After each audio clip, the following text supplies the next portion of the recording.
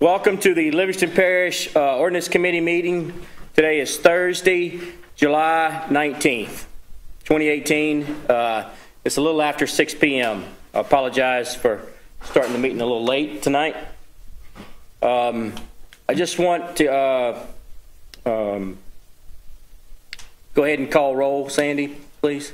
Mr. Talbert. Here. Mr. Harris. Here. Mr. Westphal. Here. Mr. Hunt. Here. All present. And I just want to say I appreciate everybody coming and getting involved and helping us ensure that the ordinances that we are governed by are set up and written such that it benefits all of us in Livingston Parish. And I really appreciate y'all's input. It's with y'all's input that we're able to modify and write these ordinances and make our parish a better place to live. So I just want to say that. The second thing I want to do is just have a quick word of prayer. So let's just stand up and bow our heads real quick.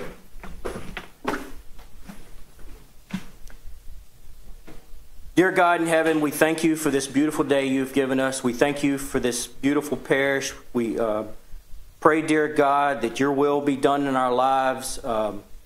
We thank you for all the many blessings you've done for us, and just be with us. Give us the guidance and the knowledge and the skills, Father, to do the right things for the people of Livingston Parish. Amen. All right. And then another thing, I just want to welcome another councilman, Mr. Tracy Gerlinghouse, came to the Ordinance Committee meeting tonight, and I just want to let him know how much I appreciate him coming up here and helping us tonight also.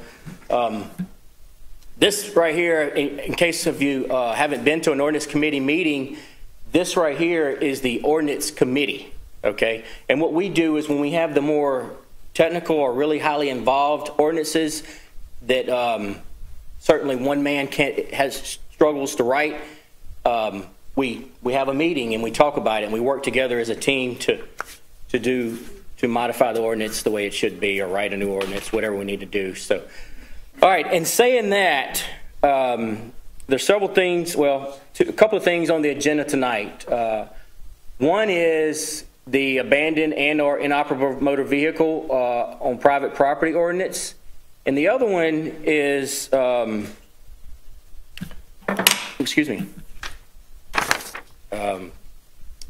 servitudes and right-of-ways. Mainly what we're talking about here is when we have a subdivision being developed in Livingston Parish, we want to discuss and possibly require multiple entrances and exits in and out of that subdivision, especially when you get into subdivisions that have multiple lots. You know, we're talking a lot of lots, you know, and we think that that would be safer for the residents within that subdivision, you know, in case there's a fire and the street's blocked and maybe somebody behind that has to get out, or maybe there's a flood that knocks a bridge out and, you know, the people behind the bridge is trapped and they can't get out, those different types of things. So we want to talk about that. And being that I feel that the abandoned and or inoperable vehicle ordinance is going to be heavily very lengthy, you know. We want to go and we want to do that other one first, because I think that we all can agree that, that needs to be done to develop Livingston Parish the way it should be. So that being said, we're gonna talk about those two things tonight, and then when we're going over the ordinance that you have concerns and input about, we want to treat this just like we do a council meeting, you know. Try not to scream over the next guy, you know.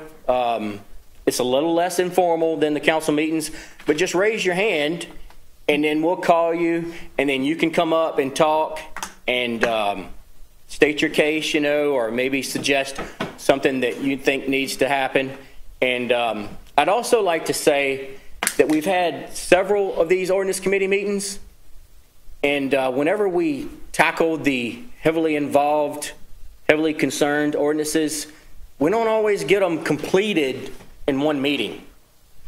Sometimes it takes 2 or 3 meetings, because it's just very important that we get these ordinances right, and so we may need to schedule some more meetings. We may not come to a conclusion tonight on that. So that being said, I'd like to talk about the entrances and exits, into the subdivisions and get some input if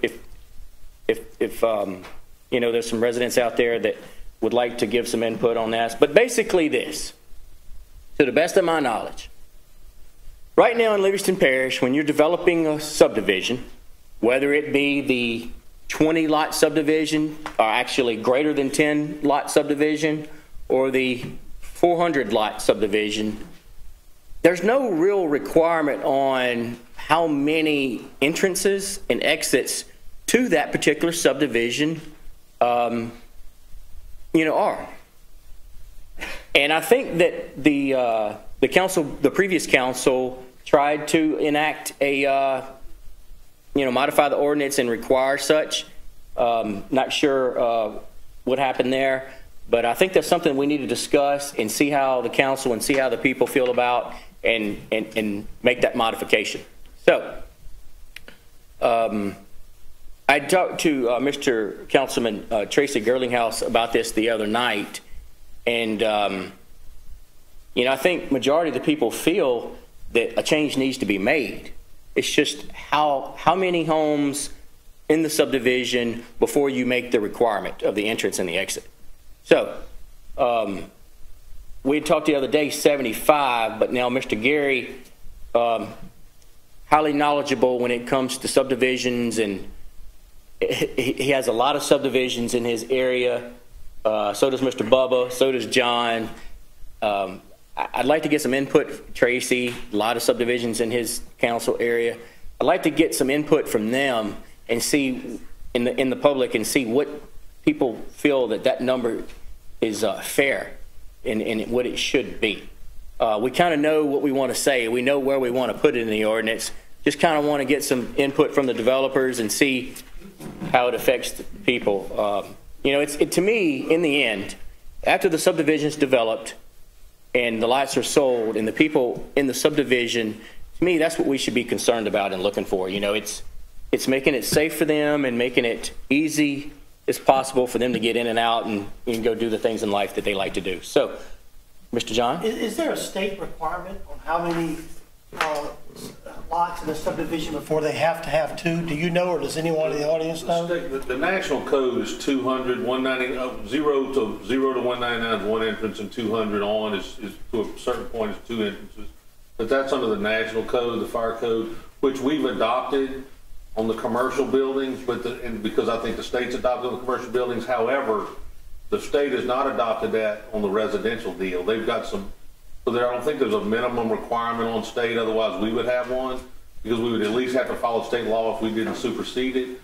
So there is no, as I understand it at this point in time, Tracy, correct me if I'm wrong, but I think there's no state's number with respect to entrances, because if they did, we would at least have to follow that portion of the law. Correct. Because the state never adapted the national code. Right. But so the national code basically is, yeah, if your subdivision is 199 or below, then you can have 1 entrance, and 200 above you can have 2. So is our planning commission following that now? No, because we haven't adapted. We haven't adopted that. I mean, that's what we're here talking about tonight. Is that there's been numbers hashed around from the previous council. What was it, Tracy? Looked at 40 and different deals, and looking at the ordinance, the previous council, for whatever reason, didn't wind up acting on. They wanted anything above 40, which I think is kind of below. I think. And so what we had kind of talked about is the national standard being 199 and below and 200 above. That seemed to be, those experts have determined that to be a good number. And then Tracy brought out a point that he was more concerned, I think, with parish roads. And so we kind of talked about the fact that maybe what we need to look at doing is on a state highway, we could use the national standard, but on a parish road, maybe because some of them are narrower or whatever, we might need to address a different deal. And so I think that's kind of where we were at. And so I guess the deal is what does the public think along, those lines, and do they have a number in mind? I mean, because, in essence, I got a subdivision now that's on filing number 8, I think, with one entrance. How many lots? Heck, I don't even know. I'm just going to tell you, I don't know. It's big. It's well over the 200 logic. You know what I'm saying? And so, and the ironic thing about it is because of the fact that we didn't have an ordinance, and because of the fact that when originally there was filing 1, and then there was filing 2, and then a developer came in and bought some land by it and developed, had phase filing 3, and filing 3 actually had another entrance. And the people in 1 and 2 Didn't want it. threw a fit about the fact that there were going to be another entrance in 3, and now we're at filing 8. And I get calls constantly about when's the parish going to provide another entrance. Well, guess what? That's not our job. And of course, I've taken a hit on this, but it's kind of always been my position that, when you made that purchase, there was one entrance. And so so at this point in time, you bought it, there was one entrance. We didn't take any away, but, I don't know why we should expend other taxpayer dollars to add one. So, and trust me, when I've told people that, it's not gone over well, but that's just kind of my feeling. But I think that's a perfect example of it. And now we're seeing these mega subdivisions. Tracy, you got one coming in at 300. The CDDs, what was that, like 1,000 lots or something? 1,100. We're having these mega subdivisions coming in, so we've got to at least ensure that we address some of these concerns that might occur in the future. I've got one in my district, which you know about, and it's already started, so there's actually nothing we can do about it. But the developers agreed to have 2 entrances and 2 exits. So I'm just tickled to death with that. Well, there is no, I'm sorry. No, I'm just. Go ahead. You could just come up here and state your name and address, pretty please. No, come on. It's. Yeah, we want to know. It's okay. It's just to get. And I'm just hearing about this and I'm interested in it. So I was wondering, what would be the. What was the address? Oh, Sorry. I'm saying my address. Yeah. 21411 LA Highway 1032, All right. Spring 7076. All right. Thanks. So what would be the cost of the ingress and egress, and would it make the cost of the houses in the neighborhood rise? It would come with a cost, such as everything does. It would be passed along. The developer would be responsible, and would it be passed along to the houses? I'm sure that. Can I? But yeah. I wanted to clarify. This is for only new development. They're not going to come into a development that's already there. And I don't know if that's what you meant. No, I'm Okay. So, so if they're building a neighborhood development, and we just said, yes, you have to have 2 entrances or 2 exits, or whatever you want to say. They're going to have to factor that in. And typically, under typical circumstances, they'll just probably eliminate a few lots that they had back against the road and just, put a road there, whatever it is. More than likely, yes, there's going to be elevation in the price of the property, but you'll know that before you buy the property. Right, so by having fewer lots, they would be making less money than they would have originally by putting this new exit, and they're gonna have to add an expense system. That's correct. Interconnected, so that seems like it would make the house cost go up even more if I'm not having those extra lots. Probably so, but if you buy into that property, you'll have 2 exits and entrances instead of being stuck. If there's an accident on that exit, you are stuck there. There's no way you get in or out. So from an emergency standpoint, it's, Like this gentleman stated, they knew that there's one entrance next when they bought the house. Yeah, and don't get me wrong, I fully concur that the fact that they knew what they were doing, and so from a parish point of view, I don't see where we have a responsibility to add an entrance. However, I will tell you that during the flood, the sheriff flew a helicopter in there to get some people out because they were essential. They lived in there and were essential to the effort of either emergency response or Homeland Security or work for the sheriff's office as a spokesperson, and they needed to be out because there was one entrance and it was blocked. There have been multiple occasions in Oak Hills where there were fires in the front and people were stuck in the back. So I'm not I'm not condoning the fact that there's only one entrance. I'm just saying that, you know, given that situation, they knew what they were doing. And there's been a developer buy a piece of property that that attaches to the back. And I've encouraged planning to kind of help that developer make sure that that project happens, because it solves a couple problems. You know what I'm saying? My subdivision that I live in right now, to add a second entrance would have cost a developer putting a culvert in. I mean, I've got a road that absolutely dead ends into another parish road, and there is a ditch between them. And a culvert and a little asphalt would have given us two entrances.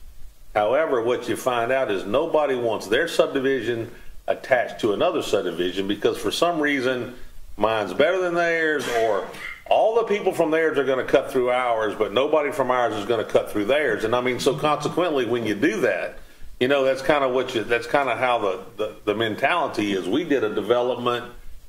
We did a development outside the city limits of Denham, Willow Point, that was going to attach to the Willows. Now, I don't know if you've ever been in the Willows, but there's one entrance out in front of the school out there, and it's a nightmare. You know what I'm talking about? And we were actually going to allow the people at the Willows to come through our development, and goodness gracious, we got to the Denham Springs City Council, and you thought we were, you know, committing, you know, high treason or something. I mean, we had a lady actually tell us, you can't put a bridge here because my kids play out in the street. It'll be additional traffic. And I'm like, really? But I mean, I'm just telling you that there's tons of thought. There's ways to eliminate the need for two entrances, but what you find out is the people that are existing there don't want it. So that's why sometimes you just got to address these issues by making a design thing that requires two. And look, the cost is minimal. I mean, I can tell you from looking at it from past experience, you know, the cost to connect those would have been minimal. You know what I'm saying? And so I mean, I guess the fact that it worked out in the long run for us, you know, that we didn't attach them and we benefited from it, because ultimately I think the traffic that would have incurred in our subdivision would have been tremendously increased if we'd attached to the Willows. But the cost differential between the two wasn't going to be significant one way or the other. So, real quick, I know there's a developer here in the room tonight.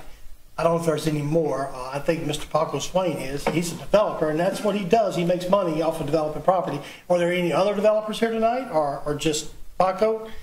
Would you mind taking a moment and give us your thoughts on what it costs to put another entrance in, and to a subdivision, if you was looking to develop one, and or if so, do you have any thoughts on a number of houses that you think should be brought into that ordinance, that 200 or 500 or 50 or your thoughts, if you don't mind, on what it would cost? Yeah, I'd be glad to, John. Yeah, my name is Paco Swain. I'm a local developer here in the parish and been developing subdivisions for 20 plus years. And guys, the address? Yes, I'm sorry, 33916 Nature's Way, Walker, Louisiana. Sorry about that, Shane. Guys, you know, the idea of, you know, do we have the safety net in place that takes precedence over, you know, how we build these subdivisions? We go through many steps of the process to approve subdivisions through the parish, including the pre-construction meetings, pre-conference meetings, prior to us as we draw preliminary plats. In other words, there's a lot of eyes on these plats. And even though the lots thus far, for our purposes, not dictated the amount of entrances and exits out of a subdivision, we have certainly been approached many times by the parish that, hey, do you feel like if we added another entrance or exit here, it would benefit the public and certainly benefit you? As long as we know that early enough, we can design around that. Not a problem at all. The problem that would come into us when we have, like Mr. Gary said, when you have a subdivision and then try to add another entrance to it after the fact, because the cost of real estate has went up significantly since you built the subdivision. Well, we could have bought it, you know, X amount of dollars per acre. Now we're suddenly paying top dollar for because we built $200,000 or $300,000 homes next to it. So no going in is a big. Not a problem. Not a problem at all. Not a problem at all. That's certainly when we're sitting down in these preliminary meetings and the redundant meetings afterwards to check and adjust as we go along our development process. As long as we have enough timeline and knowledge to set in place the design of the project, it's no problem for all of us. And it's benefit for everyone as far as Oh, absolutely. having it as separate. You find that too. Yeah, I kind of look at it through a different set of eyes sometimes. The fact is, if I can design it correctly, I will actually reap the benefit of being able to set it correctly where I need it to get in and out for, the marketing purposes. Yeah. Okay, And thank so you. what number, excuse me, before you walk away, Mr. Paco, Yeah. what would be a fair number of homes before you make this requirement? Would 100 be on a parish road? Some of the roads are maybe narrower, and would that be fair? You ever thought about a You ever number? thought about a number? We have not. It changes with each project. Each project is site-specific according to the design, the layout, and topography and everything else. I think maybe the traffic impact studies that we've been doing would certainly have a lot of influence into should a turning lane be added, should another exit or entrance being added to it, dictated off of how many vehicles will come and go and how they will flow in and out of the subdivision compared to the general traffic that's out in front of it as they merge in together. So perhaps through the traffic impact study, it might be something attached to it that says, hey, if it appears that we need another entrance at all, this would be the time to do it, because we do those traffic impact studies as part of our preliminary planning. The one thing I can say, I think you're right about that. The one thing I can say, though, is if it's not an actual requirement, It's not, it's a recommendation. it's a recommendation, and you don't really have to. Yeah. Yeah. So, Paco, let me ask you a question. If you got a piece of land, Yes. even so, let's say you're just got an option on a piece of land. You know what I'm talking about, and you've gone to an engineer and y'all done a layout on it.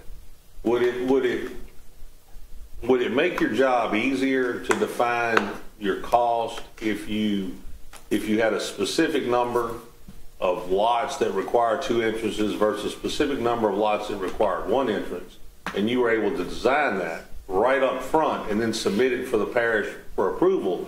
Or would it be more beneficial to maybe have a design until the traffic impact study is done, then have to go back and visit your design again to change it? I guess what I'm saying is, from a developer's point of view, if we said you're on a parish road and you're going to put 150 lots in, you need 2 entrances, versus saying that if you're on a parish road, design it. We're going to look at the road and the traffic on that road and the traffic your subdivision is going to generate, and then we're going to come up with some arbitrary determination that, oh, maybe you need 2. You know what I'm saying? So I guess what I'm looking at is from an initial deal, would it be better to know that you got to put 2 lots in? I mean, 2 entrances in, or Then have to redesign then have to twice. redesign the project to accommodate whatever the traffic impact studies. I mean, I'm just trying to.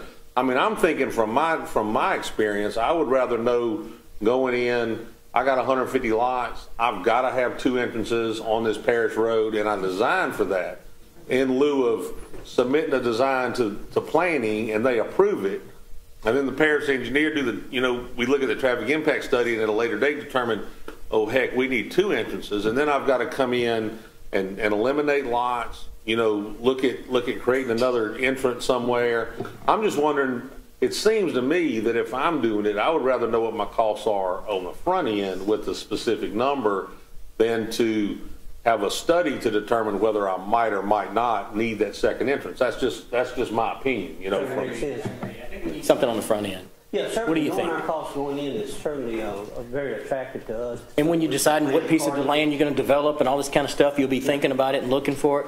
Without a doubt. That was So what do you- and Mr. Gary, great suggestion there, without a doubt. I think the question is, well, how many lots then, and how do we determine that? Talk about site specific when you're talking about a 300-foot wide piece of property, but 4,000 foot deep, and you're trying to create, because of the number of lots only, you're trying to create a secondary entrance out of there. That's almost impossible. You might need a waiver. You could get a waiver. Here, you can't have 2 entrances 500 feet. That is correct, from each within other. each other. That's And correct. so you're gonna, that's the concern. I mean, that's the concern. I happen to have to go to a meeting today over a drainage problem at a development that, it was some downstream issues, and we went and met, and we had a representative from the developer that had done the project. I think there was a guy from the development that the downstream water was running through. Parish engineer was there. And we were looking at trying to solve those issues, and this subject came up, and we talked about it.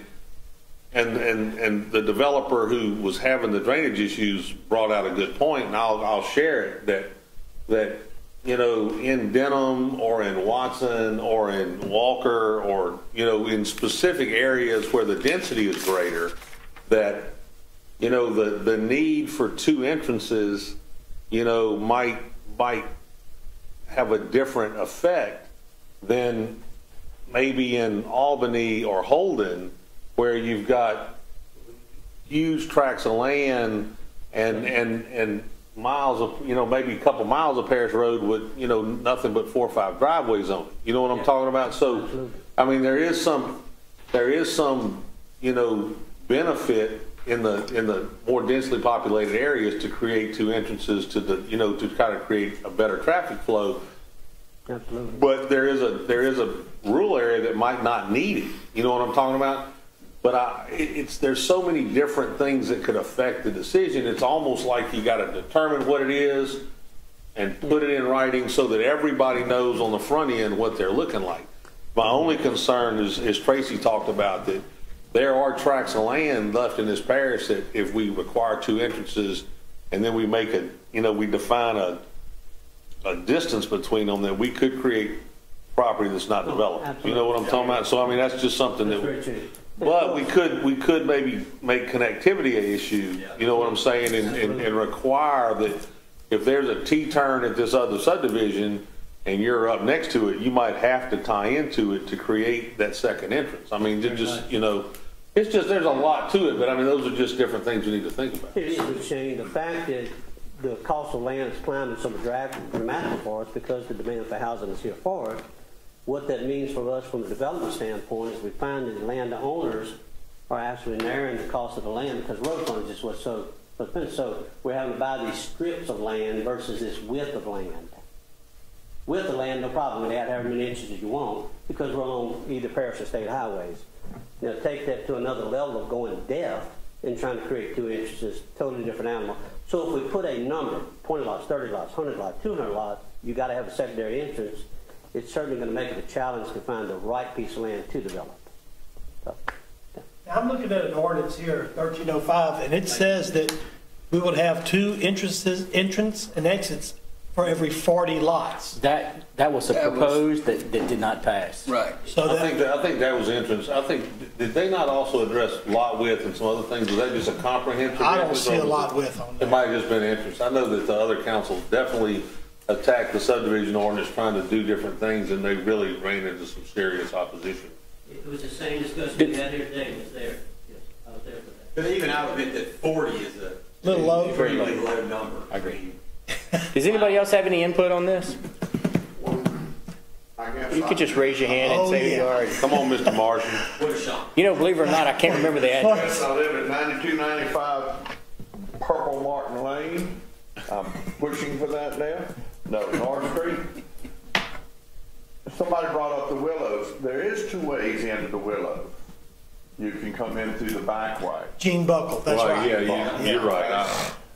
I think it's important that we got to think about the safety aspect of it. Whereas, like you say, an accident, a fire, and if there's a fire and that fire truck blocks the road, you're not getting in and out. And if you're having a heart attack in the back, I'm thinking they would say, well, I wish we would have voted on that second entrance, you know? Yeah. So that's one of the things that I look at. As far as a number, I don't know. But if you put a certain number on there, the contractor might say, well, we got 100 lots. Well, I got to have 2 entrances. I'll just put 99 houses in there, and I don't have but 1 entrance. So it's a situation there. But if you put the number lower, and they can always get a variance. Right. But then you got people that say, well, the law says 50, and, you know, they're not going to budge a bit. So then it messes up the developer. So, because some people are sticklers on the law. There's no give and take a deal. And along the same lines, and I'm not going to use the dirty word, I have talked to you one time over in the corner about when they're designing these places. We have a subdivision or a plot that was built, and they dug this neat little ditch around it, mud hole, and it breeds rats, snakes, and that dirty little word, buzz, mosquitoes. And if we can make it where we put something in there, if they're gonna do that, they need to have that pond aerated or water moving through it or something in that nature. Because right now, around that subdivision, there's a fence on the inside of that pond and there's a fence on the outside, and it's about 7 foot wide, and all it's good is for weeds, snakes, rats, and mosquitoes. So if you're changing the ordinance, can you toss that in too, please? Thank you. That'd be a different. That would be a different, that'd be a different Let meeting. me know about it. Well, here's the thing, I'm sorry, can I? Yes, sir. Yes, sir, Mr. Tracy. I think that you're right, if we set it to 100, 125, somebody's gonna go put 124 lots in. And that's why, and you're gonna, well, then I don't only need one entrance, whatever that number is. There's always gonna be people who do that. So you gotta be comfortable with that number when you put it in place. Because certainly the developer's objective is to make money. Now, I'm not saying they're all out there to make money and they don't care, but I'm saying they do this for a living. So they're out there to make some money. So they're gonna maximize their area, and I don't blame them. I would too. But I think as a council, our primary objective is to the people who live around that area first, the people who will eventually buy into that next, and then the developers, and what's best for them. And I think it's that order. You have to create some connectivity, because if you only have one entrance, everybody who lives down the street, especially if it's like on a parish road or even on a state road, they're going to be affected by, if you have 200 houses in a new development, one entrance, that's a minimum of 400 cars going in and out of there twice a day. It's going to be more than that, but you got 2 people living in a house. It's going to be minimum 400 cars trying to stop and turn. Well, do you think it would be better Mr. Chairman? No, you go. Do you think it would be better instead of, like Paco said, if you have a long straight strip, you don't have any width, road frontage, and you had just say 100 houses? Well, it'd be almost impossible for them to have 2 entrances if there's no roads around there. Then that number needs to be set appropriately. That's what I'm saying. Do you think it'd be better, instead of basing it on the number of houses, base it on the number of houses and or the width of the road frontage that you have? Have two things that said, oh, if you do this, you're going to need to have 2 entrances, or if you have this, you need to have 2 entrances. Gary, I'm sorry, cutting you off. Did you finish up? Gary, can you go back over what that national deal was again? There's a national fire code or whatever that's got, that establishes building standards, residential and commercial. Yeah. The state's adopted the commercial aspect of that code. The state has not adopted the residential.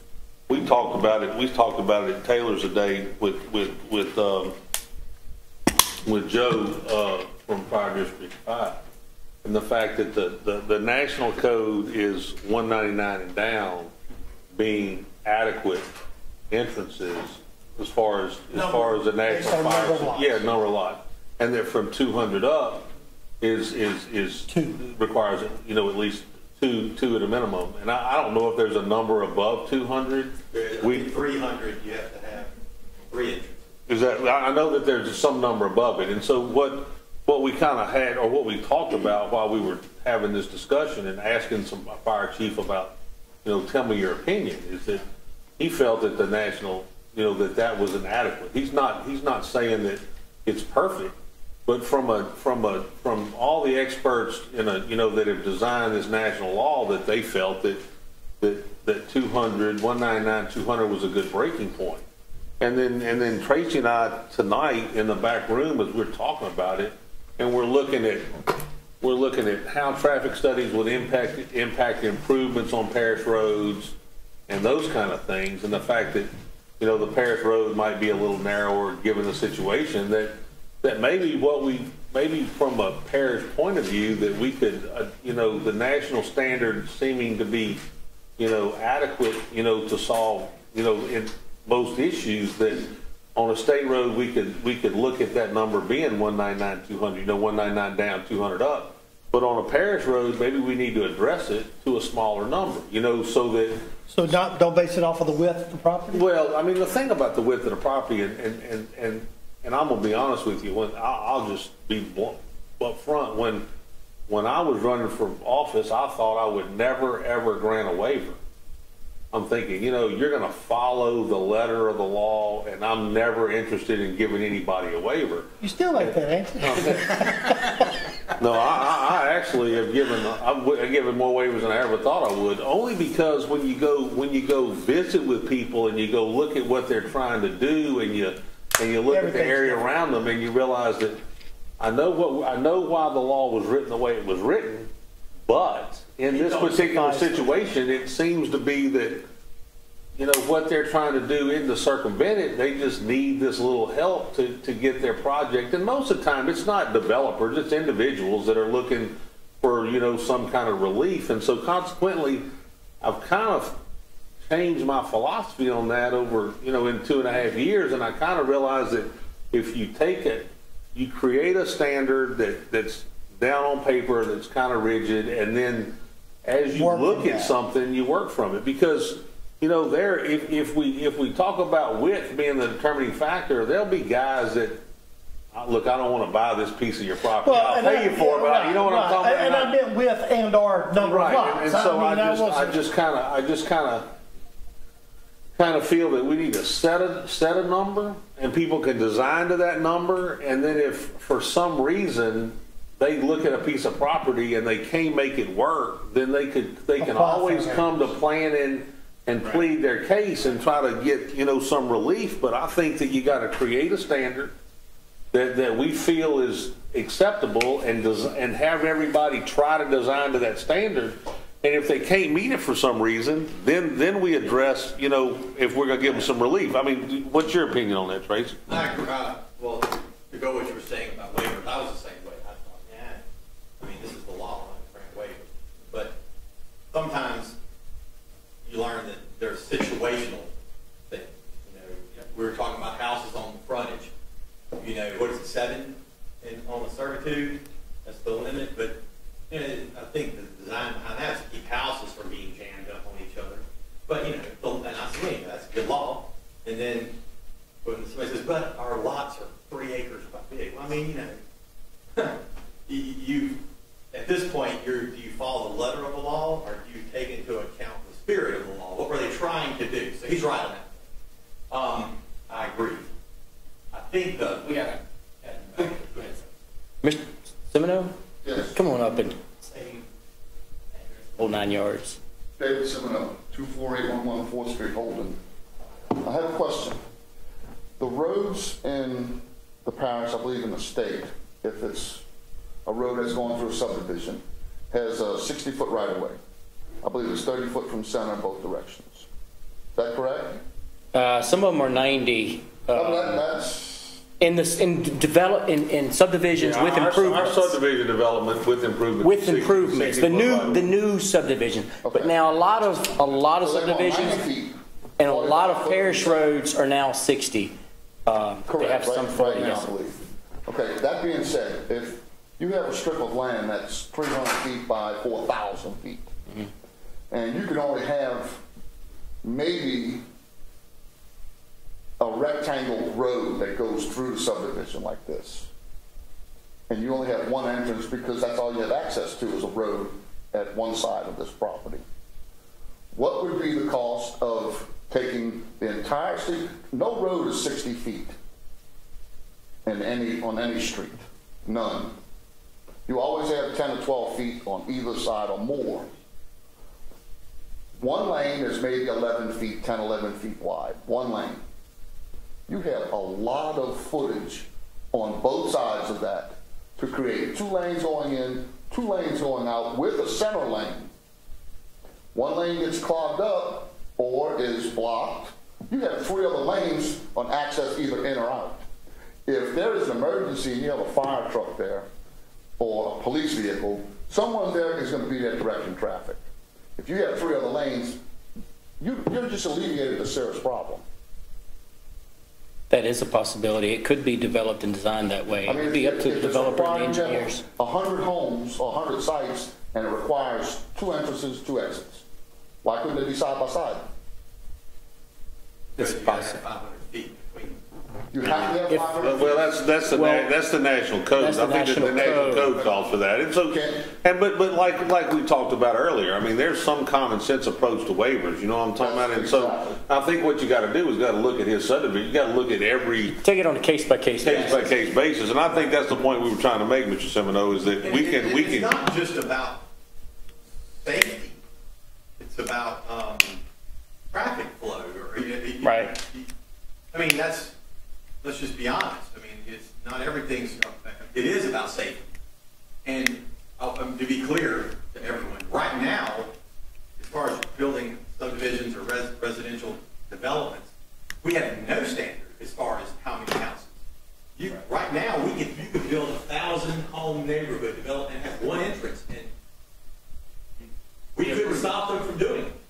Because if they meet the code and they meet the requirements of the drainage, the traffic flow, all of that. Right now, as a council, we could not stop them because we have no standard, we have no number to set that to. Have we had a problem? And it's obscene that we haven't had a problem. Yeah, I'm curious. I haven't had that much about that. Yes, I mean, I'm gonna wait. You want to do the With the 150, safety 200 and just. yeah, we had issues with the very one that he was Well, I mean, talking we could about. follow the next standard. Had a bridge. That's 200. Down there, flood, they couldn't. We had to compromise with Tracy on the 150.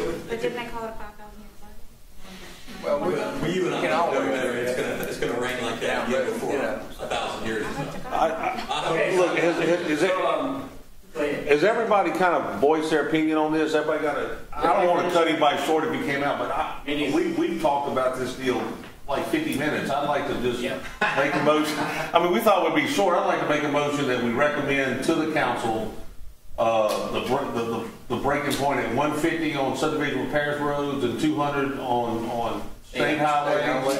And then we could, you know, recommend that to them. And then, you know, I know, Shane, you talked about the national standard. I just think that given some of our parish roads, it might make a little, you know, just a consideration of maybe shrinking the number of cars before we try to require a second entrance, only because of the width. I mean, we look. That's perfectly good with me. Go Come on up. ahead, I'm sorry.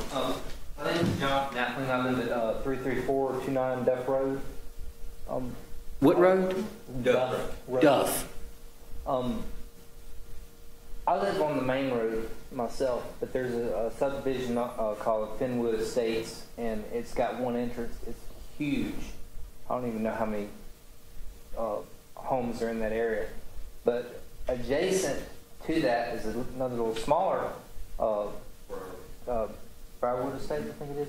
And then so that's only like a U shape, but it's right next to a railroad. So if you required 2 entrances for that big subdivision, Duff Road curves around. So it's going to have to come out on Duff Road, regardless of whether. Well, Duff Road's a north and south road. If it's already built, then it would be grandfathered in. but and that's actually my district.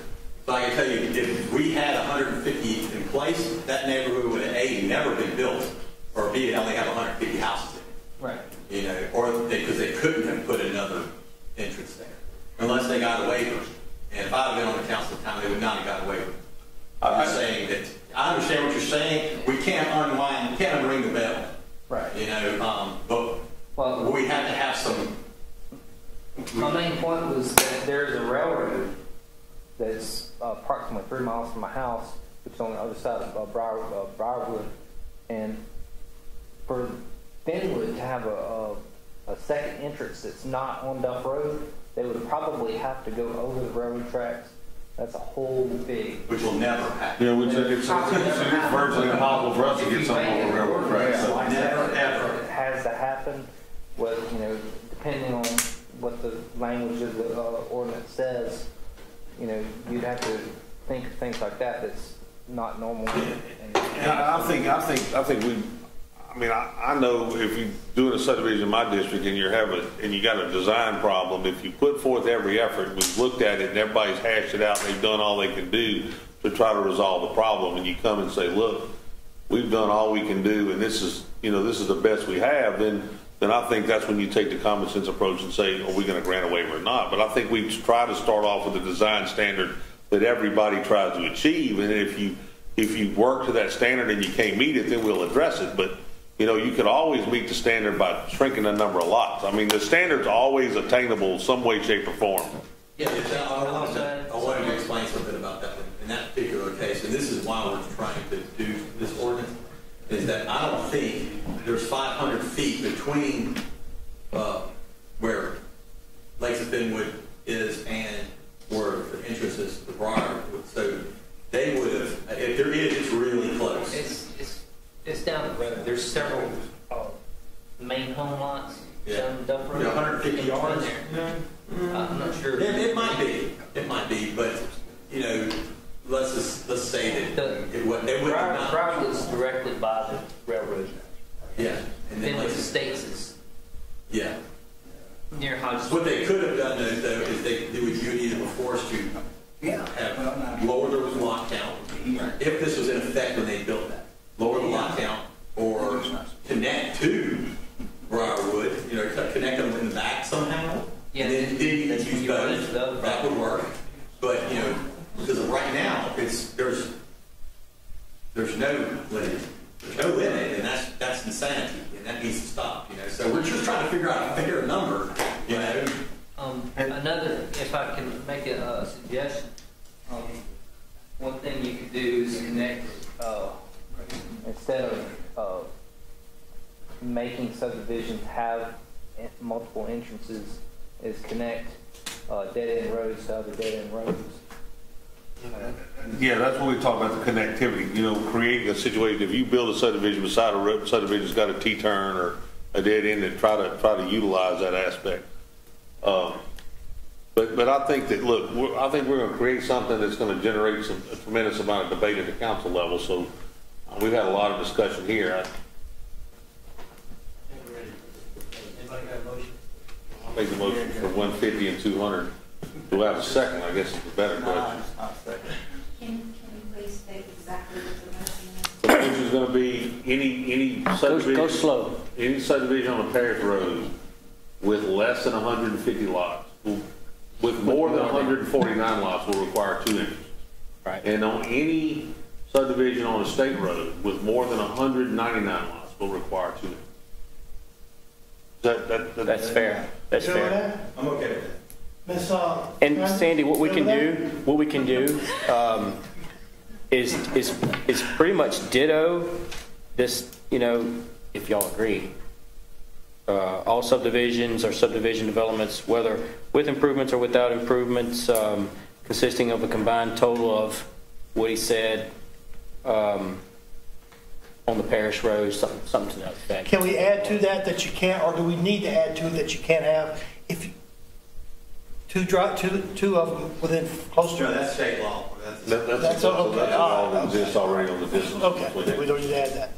And I'm gonna be honest with you, if you go look at some of the developers that have developed in our district, in our parish, that have moved to other areas of the state where the land's, like in the Lafayette, below Lafayette area, where they're buying cane fields and rice fields that's developed subdivisions, they're developing most of them with 3 entrances, and they're kind of creating 3 different price points on them, and talking to those guys, it's been really successful for them. So, it's not unheard of what we're asking to do to create, to be in that standard.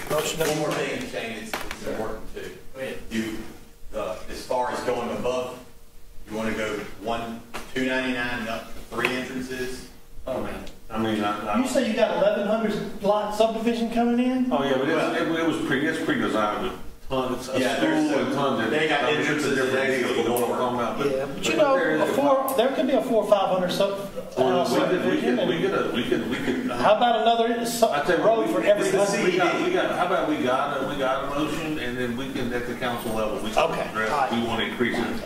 Every 100 after that, you got to add entrance, we can discuss that at the council level. So let's just kind of move forward. Okay, so we got a motion. Did we get it copied? You got it, Sandy? You good? And there's a second. Yeah. No, Mr. Bubba did. Mr. Bowman. All right, I'll call for the vote. Do I need to call for the vote? Mr. Talbot? Yes. Mr. Harris? Yes. Johnson? Yes, Yes. unanimous. And that's how you make modifications to ordinances. Thank you for your input. Thank you so much for your input. That's how you start. That's true, you're right. You're right. Paco, thank you too. Really appreciate you. We appreciate everybody. Okay, let's move on to the abandoned and/or inoperable motor vehicles on private property ordinance. Just want to say a few things, and then we'll just talk about this. And you know, there may be people here on both sides of the fence about this ordinance. One thing that's really, really, really important to me as we work together to get it right, if we decide to make any changes, is we really don't want to argue.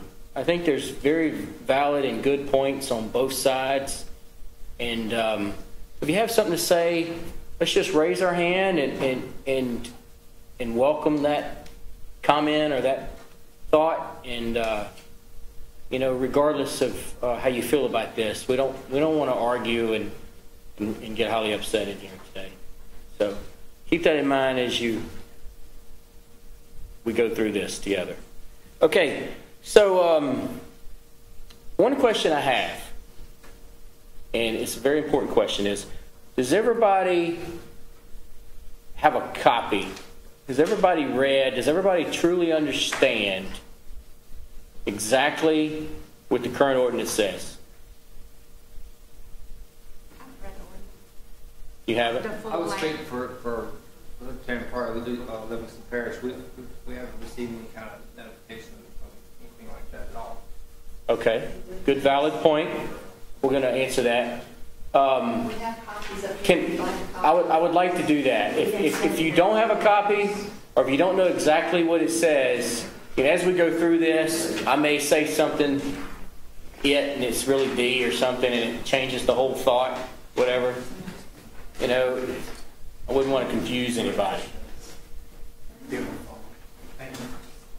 You know, so if you don't have a copy, we'll stay as long as it takes to run off and get you a copy.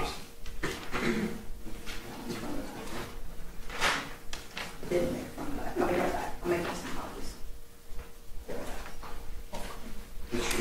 I spoke to him. It's your turn now. Surely that's not going to stop you this time. Hey, I want to say something about this ordinance and what happened the other evening and kind of how this thing came about. And I'm going to step out just for 1 second and give me some more water. That's fine. The director of public works actually submitted this to us to bring before the council, you know, to bring before amend the legislation. This change came out of and it sounds like when I tell you this, it came out of the flood. I mean, I guess what I'm telling you is that after the flood occurred and there were numerous vehicles in different areas just kind of left there. You know what I'm saying? There were people who didn't have insurance, and people got moved out of their homes, and their vehicles were you know, flooded, and some left on public streets and whatever. And when we went to go start hauling these things off, and we looked at what laws we could do it under, we had some issues. You know, that's kind of where this came from. We went ahead and did it, but we realized that we had some problems with the ordinance that established a right to do that. And that's kind of where this came from. There's nothing new about this ordinance that hadn't been in force for the last 21 years, other than the fact that who's going to tow it and where they're going to tow it to. I mean, before, you know, it's whoever, you know, the sheriff contacted or the DPW contacted towed it, and there was no definition of where it went. And so I guess I was really surprised at the number of people that were concerned about the change we were making to an ordinance, because it's something that's been around for 21 years, and all we did was create avenue for the Director of Public Works to get something moved and get it put in a particular place, that if somebody at a later date came back and wanted to get it, we knew where it was and we knew where to tell them to go get it at. You know, I mean, that's kind of what brought the discussion about this ordinance in the first place. I was at a funeral a couple Saturdays ago, and an elderly gentleman that used to drive gravel trucks in my district got a couple old cars in the back of his property. And he grabbed me by the shirt sleeve and said, come see me when you're finished. And so, you know, I went and paid my respects and came back, and we sat down and I visited with him, and he said, I just want to tell you, I ain't in favor of that junk car ordinance. And I asked him what his concerns were. He said, well, I don't want y'all hauling my cars off. I said, well, in the last 20 years, anybody said anything about your cars? He said, well, no. I said, well, all we did is out of the, you know, create an opportunity for the, where they would go if somebody did file a complaint. I guess my point is that if DPW hadn't hassled you about your car now, there's nothing that we change in this ordinance that's going to cause them to hassle you in the future.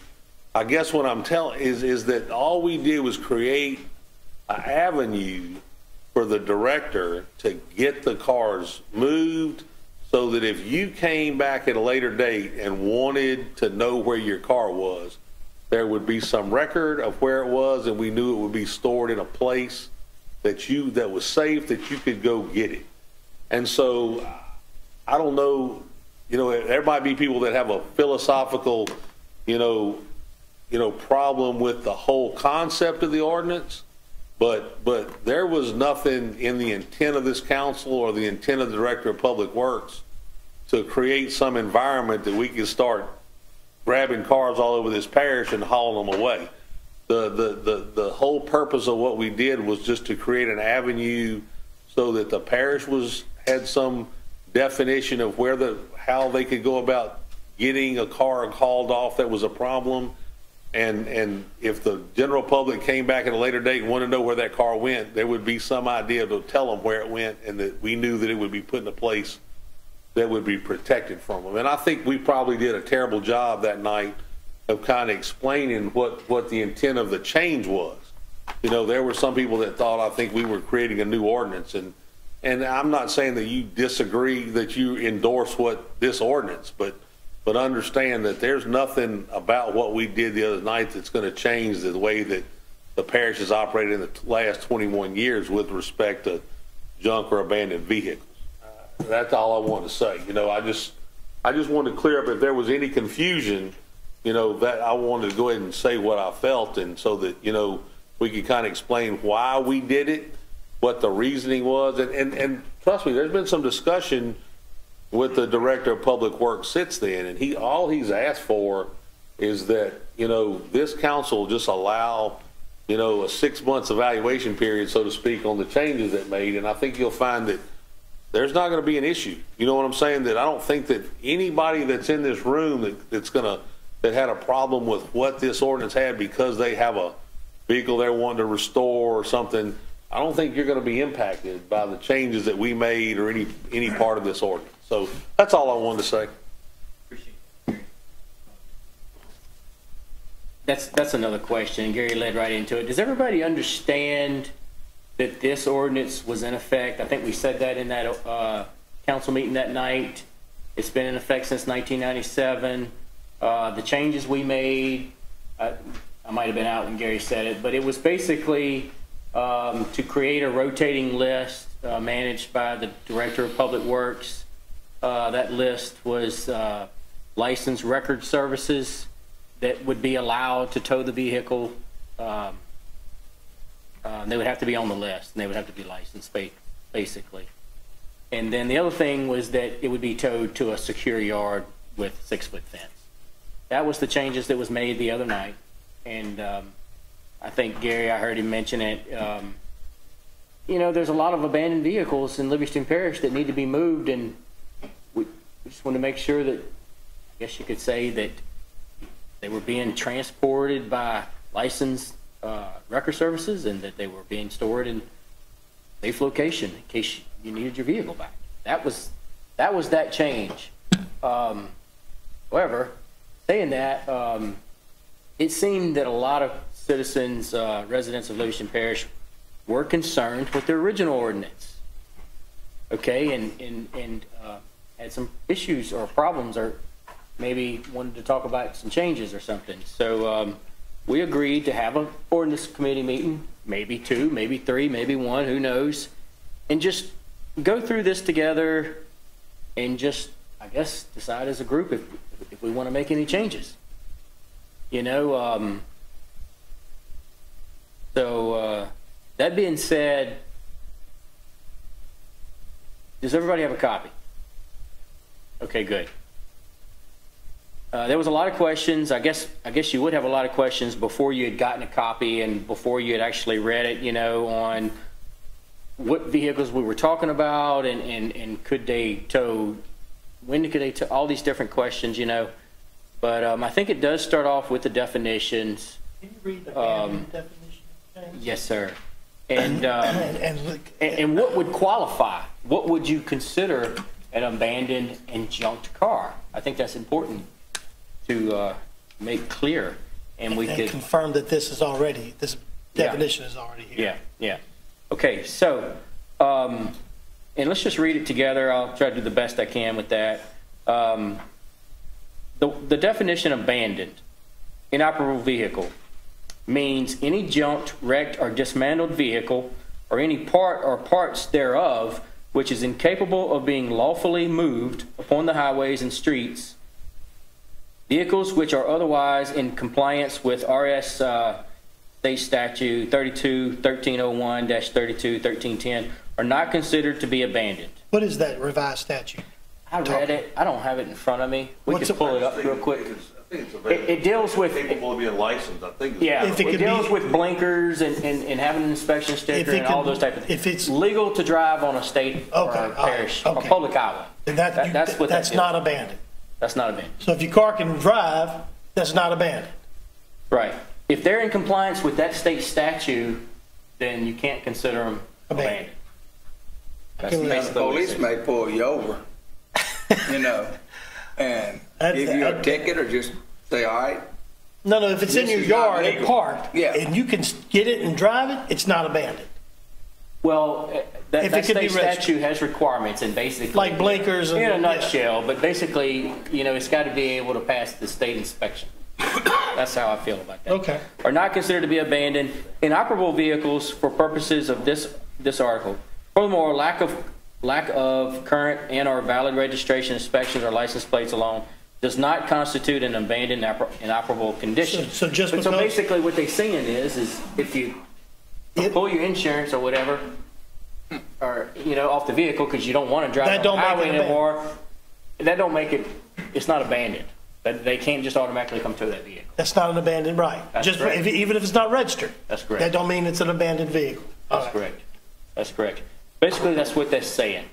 Does everybody agree with that? Okay. Okay. In addition to that, you know, we talked about rebuilding vehicles. A lot of people have that hobby. I think that's a wonderful hobby. I love that movie, Fast and Furious. You know, I love all that type of stuff. I love the people who rebuild cars and old cars. All that type of stuff. You're right, it does take a long period of time. I'm just glad I came up with a rat rod. So those of us that got tired in the middle of building one can just drive it around rusty and ugly and that bike's happy. Exactly, as long as it's fast, you know? So, just kidding.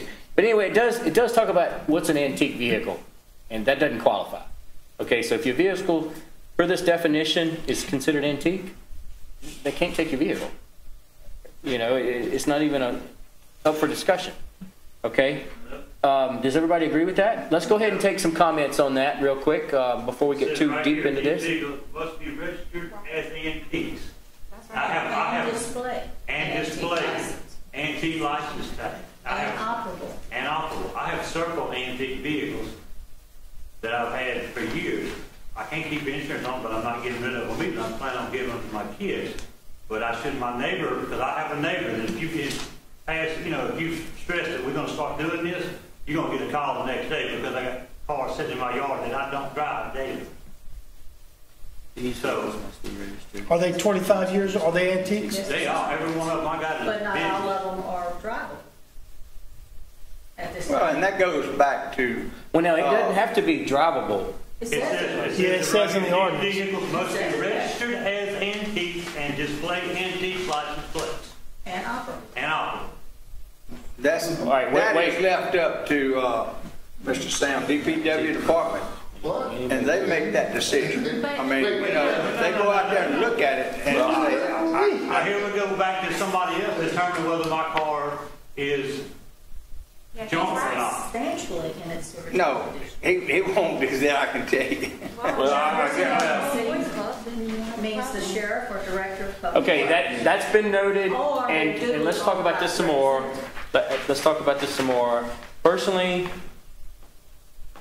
I think we need to look at the definition of antique vehicle. Can we address Because that right now? we don't want to leave it up for anybody's interpretation. Well, because you're gonna have And, guys, and other guys that do this, and those junk guys, they're gonna complain because my car's there, and hey, there's a free junk car that somebody go pick up, and the local car hauler's he's gonna have it in his lot for 30 days, because I can't go get it, I'm working, I can't go before he'll get paid his charges as he gets come pick my vehicle up, and it'll be sold to the next guy, and I'll watch it go down the street to the next guy's house. Can we modify that definition right now?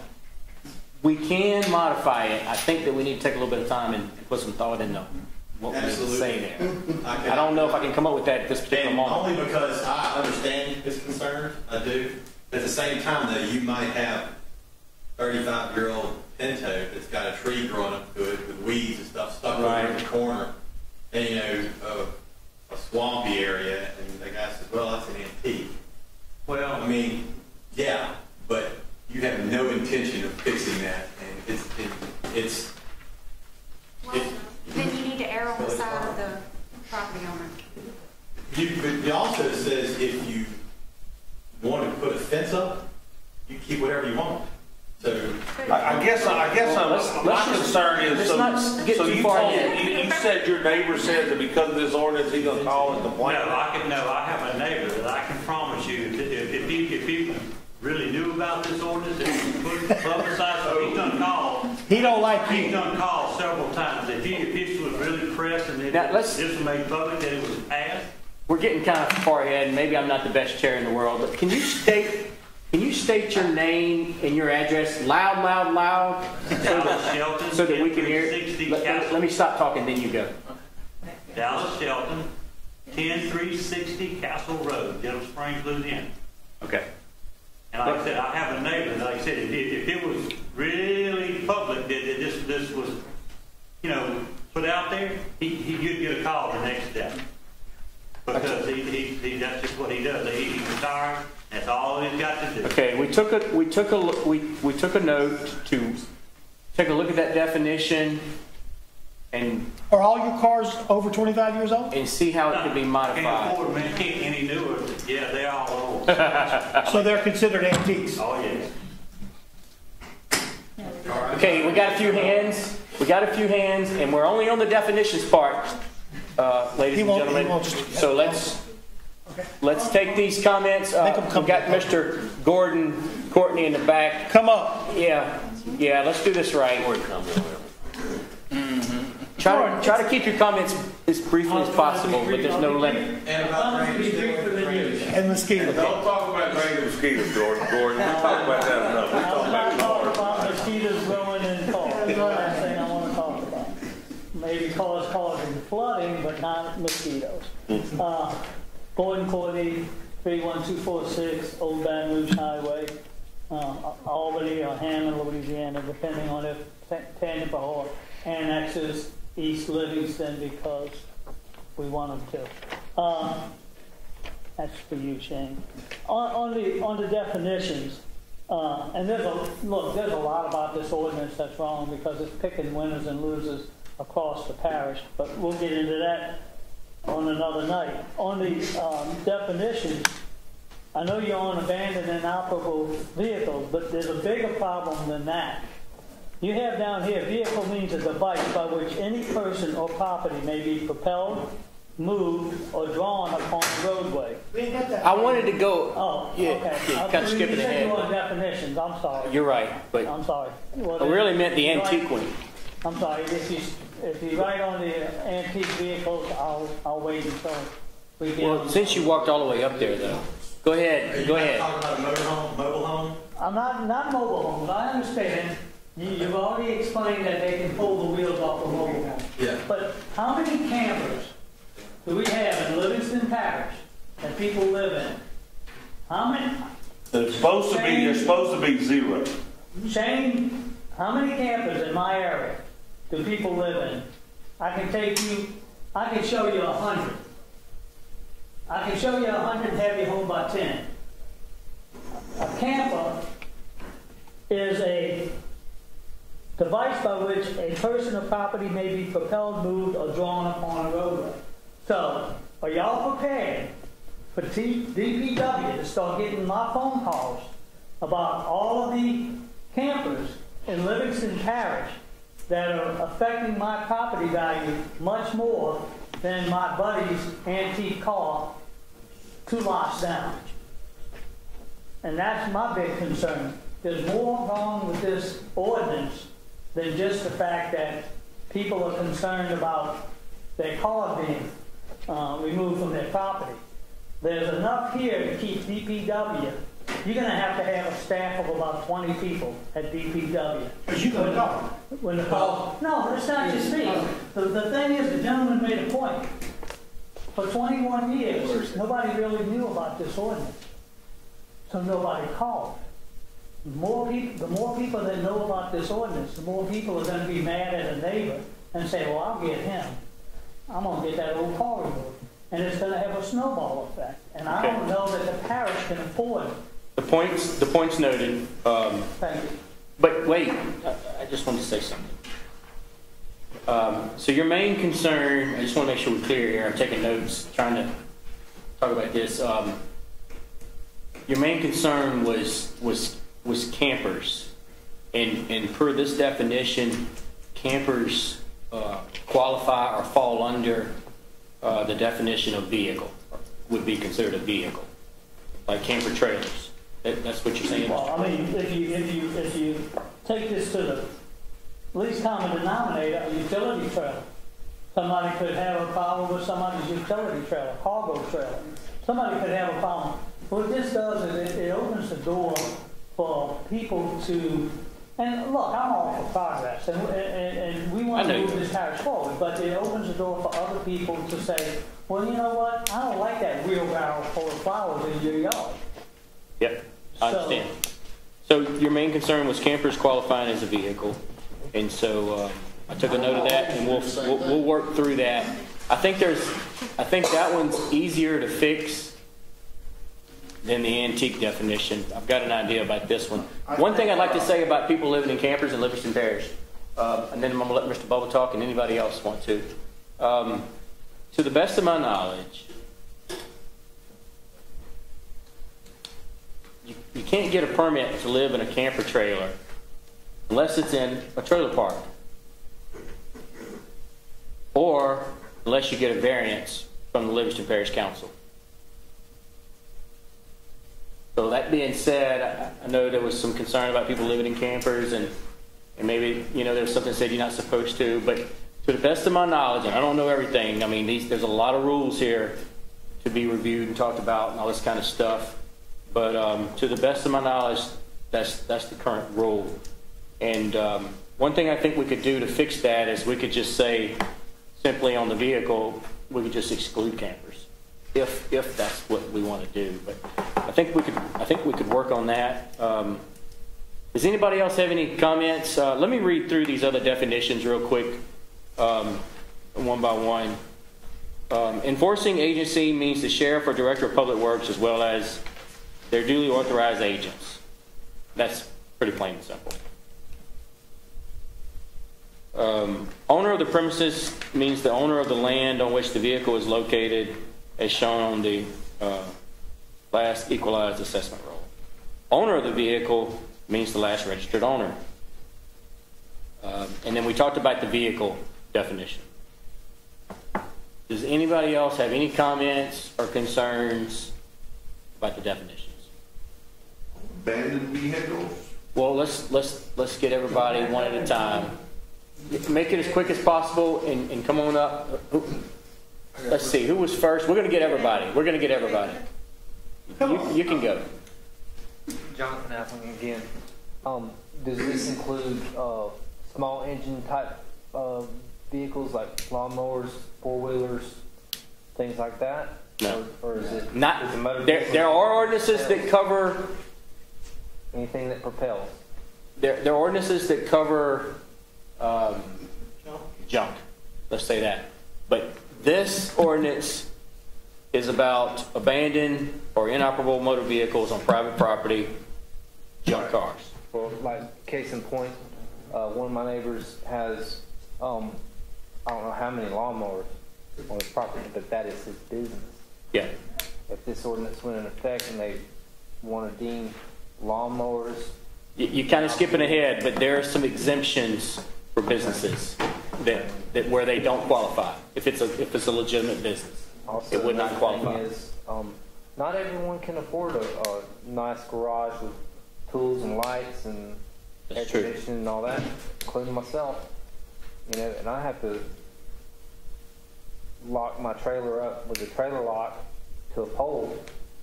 You know, and that's the only way I can secure my trailer, my cargo trailer. So if my neighbor doesn't like it, like some gentleman said, he can have animosity against me and take my property while I'm at work, and I wouldn't even know. This particular ordinance, Nobody can take your property. I mean, Nobody I can guess take the your thing, property. just because somebody's got upset with Making you, it so that people can. People can take it, but it's not anything to do with us. let's If your neighbor decides that they want it, let's get this nice young lady's. that's what I was gonna say. If they decide they want to come down and take my boat and I got it locked, they cut the lock and pull it off. Well, that is not the Department of Public Works doing. That comes under the heading of theft. Let's get this. My name's Shannon Sloan, address 9943 West Summerfield in Denham Springs. And I just want to say first that just because something's been a law for 21 years does not make it good. The law in itself needs to be repealed. But also, secondly, none of the definitions and none of the points that have been made matter because we're talking about private property. None of this matters. You can get nitpicky about what kind of vehicle, what kind of not vehicle. My neighbor's shed is rusting out. Can you please come get it? The other neighbor's grass is 3 feet tall. Please come cut it. I mean, it's private property. It's freedom. I mean, you're either for freedom or you're not. I mean, you can't. Thank you. If you don't like someone, if something's an eyesore, you put a fence up, or you move somewhere else, or you move to a subdivision with restrictions that cover that. I mean, this is a free country. You can't outlaw bad taste. You can't outlaw people that don't have enough money to fix a car, or someone like this man here that's trying to save cars for his kids. I mean, that should be an American right. I mean, none of this should matter. The whole thing needs to be repealed. Thank you. Thank you.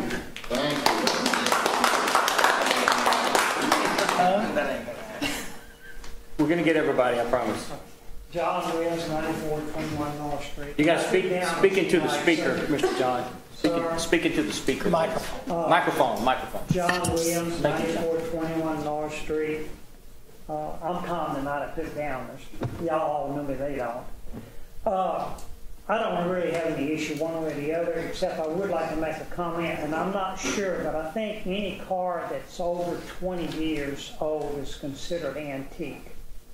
I think, if it's in the original condition. I was told that you can get an antique tag on a vehicle that's over 20 years. That and the gentleman that was talking about the mobile homes or the travel trailers, if it's an RV, I would think that it would be classified as a vehicle. Although it's a camper, it's an RV that you drive. So that might be an issue that's, we might need to address too. Thank you. Thank you. Didn't we address that at our last meeting, Mr. Talbot? Come on over, Semino. look, about RVs? All I know is that I mean, I know that people talk about rights and, I have my rights to do on my property whatever I want, and that's really not true. If your rights can't infringe upon your neighbor's right, if I had the lot. Turning their rights is not infringing on their rights. Well, what we've talked about here, and I'm not going to say the ordinance isn't flawed, and I think that's why the Director of Public Works kind of talked to us and said, let's give it a chance, because I'm not going to deny that there might be some flaws in the ordinance, but what I'm telling you is for 21 years it's been on the books and nobody knew about it. And I guess my point is, well, but if for 21 years we've had a law that dealt with having to deal with a hazard. For example, if your neighbor had a junk car parked on the property line that was breeding rats, you might have a concern. You know what I'm saying? And you might express it to DPW. So you're telling me that if I go park a car next to your house and fill it full of rats and they're running all over your property, you have no desire to have that? Shed that was doing that. And Wasn't this making it movable change at all? I think that if you had to contact DPW, we've got some ordinances that can address those things. I guess what I'm saying is that in theory, to say that what happens on my property is my business and what happens on your property is your business, but in practicality in society, that's not factual. It's not the way things work. And so, I guess philosophically we disagree. I'm just granted that. But that's because I get calls daily about problems that people have that they don't know how to address and don't know how to resolve. Because people rely on the government. Well, I'm not going to tell you that they don't to a certain extent. I'm sorry. Yeah, we're kind of getting off here. I'm not going to say that they don't to a certain extent, but what I'm telling you is that if I have a feeling that the things that you're concerned about are never going to become a reality. They haven't been a reality in 21 years, and what we did 2 weeks ago isn't going to make them a reality again. But it seems like you're trying to find a way to enforce something that hasn't been enforced in 21 years, which would what we've done is created a situation that if we have a hazard, that we can legally address what we have probably done in the past that we maybe shouldn't have. Meaning that we've probably towed stuff in the past and put it in a place. And now we're looking to have a particular definition of who tows it and a definition of where it goes. So from what you're saying, you're specifically only looking at things that are hazards or things that are outsourced? Well, I guess what I'm going to tell you is no matter what the ordinance says, the enforcement that we've addressed in this parish is if it's been a hazard, we've dealt with it. If it hasn't been a hazard, we haven't fooled it. But you're opening a door for the next generation of council And members. you know something? If the next generation takes it to an extreme and they start doing stuff, the people will dictate what happens. But the people are trying to dictate this. Well, I'm going to be honest with you. There are over 150,000 people in this parish, and there are 20 in this room. But we're the ones that cared enough to be here. Well, I'm not going to deny that, but what I'm going to tell you is 20 people are not going to dictate how the laws of a country are written or the laws of a parish are written. Really? Why are these doors The open? Constitution was written by I understand, but we're kind of getting out of order here. Let's We're go a ahead. republic, and the majority has always ruled in this country. Right. So kinda- everybody vote on this one? All right, we're kind of getting out of order here. Let's They elected the people in 1997 that wrote it. Let Gary. this man speak. Yeah, go ahead, Mr. Semino, but repeat your address. It takes me a while to. 24811 4th Street, Oakland. Yes, sir. Let's get back to the definitions. Yes, sir. Your definition of an abandoned vehicle means any junk vehicle, wrecked or dismantled vehicle, or any parts thereof which is incapable of being lawfully moved upon the highways and streets. Am I correct in that sentence there? Yes. Now, you may want to reword that. Okay. Because if I have a vehicle that has no wheels, no axle, just a body, just a frame laying on the ground, and I bring a tow truck up to it and pull it on there and then move it to a junkyard or somewhere, then it's being moved on the highway lawfully. You understand what I'm saying? I can move that vehicle lawfully on the streets or the highway of this state on a record. I can move my couch, which has no wheels, lawfully on the roads. Do you want to, so you think that we should add on its What you would need to add would be a vehicle that's operational, lawfully, legally operational on the roads of Louisiana or highways, that you can operate lawfully. And in essence, we're expanding, by defining it as lawfully operating, we're expanding the number of vehicles that could theoretically be impounded, and that's not what we're trying to do. No, well, what I'm saying is that you can't impound any vehicle with the way this is written. None. Because I can move any vehicle on this planet with a big enough record. Awful. I took that Lawfully. Absolutely. I took that note, and your point is it does probably better clarify. That's all I'm getting to. Now, let's get back to an antique vehicle. Yeah. We're still working on that. People, I get that. People are saying, well, if it's 25 years old, it needs to be registered as an antique, and all of the things that go along with it. It has to have a plate, insurance, all of that. But then they're saying, well, we're going to try to do away with all of that as long as it's over 25 years old. It doesn't have to be registered, because to register you have to have insurance. And like the gentleman said, he has several vehicles he wants to pass along to his children. He cannot afford to have the insurance on all of those vehicles. That means he can't register them. But I can have a vehicle in my yard that's not registered. I turn a plate in and don't have insurance on it, but yet it's operational, just like this gentleman. But his is 25 years old, but mine can be towed away because I don't drive it anymore. You get what I'm saying? Maybe private is a better term than registered. Because you really need to sit down and rethink this whole ordinance. Now, it says in here, as a definition, that vehicles means a device by which any person or property may be propelled. Doesn't say how. You're getting ahead. I was taking that note about what he said about title. What did you say? Excuse me. Would you just repeat? Just what I just said? Yeah. Oh, your definition here. Which one? It says vehicle. Okay, at the end, yeah. Okay, means a device by which any person, or property may be propelled, moved or drawn upon a roadway, except a device moved by human power or used exclusively, upon stationary rails or tracks. Okay. A motorhome is obviously a vehicle. It has an engine. It can be propelled. Again, so can a 16-foot trailer, pull behind. So can a camper. So can a mobile home. We're going to work on that definition too. Good. We're going to have another meeting. Now, it was said that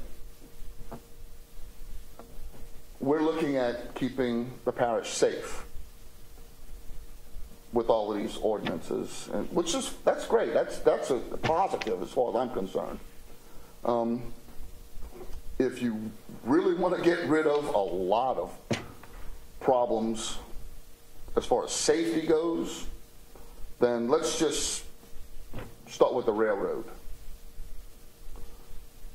Livingston just had its, anniversary from that derailment? There were no codes back then. There are now, because hindsight's 2020. Okay, so let's maybe look forward to see what can we do for this parish other than take something away. It also, the owner of the premises is the owner of land in which the vehicle is located, as shown. I own the property. I have several vehicles there on my property right now. All of them are operational, and all of them are registered, and all of them have insurance. I don't use them, every one of them, obviously, but that doesn't mean I don't have them and should not be afforded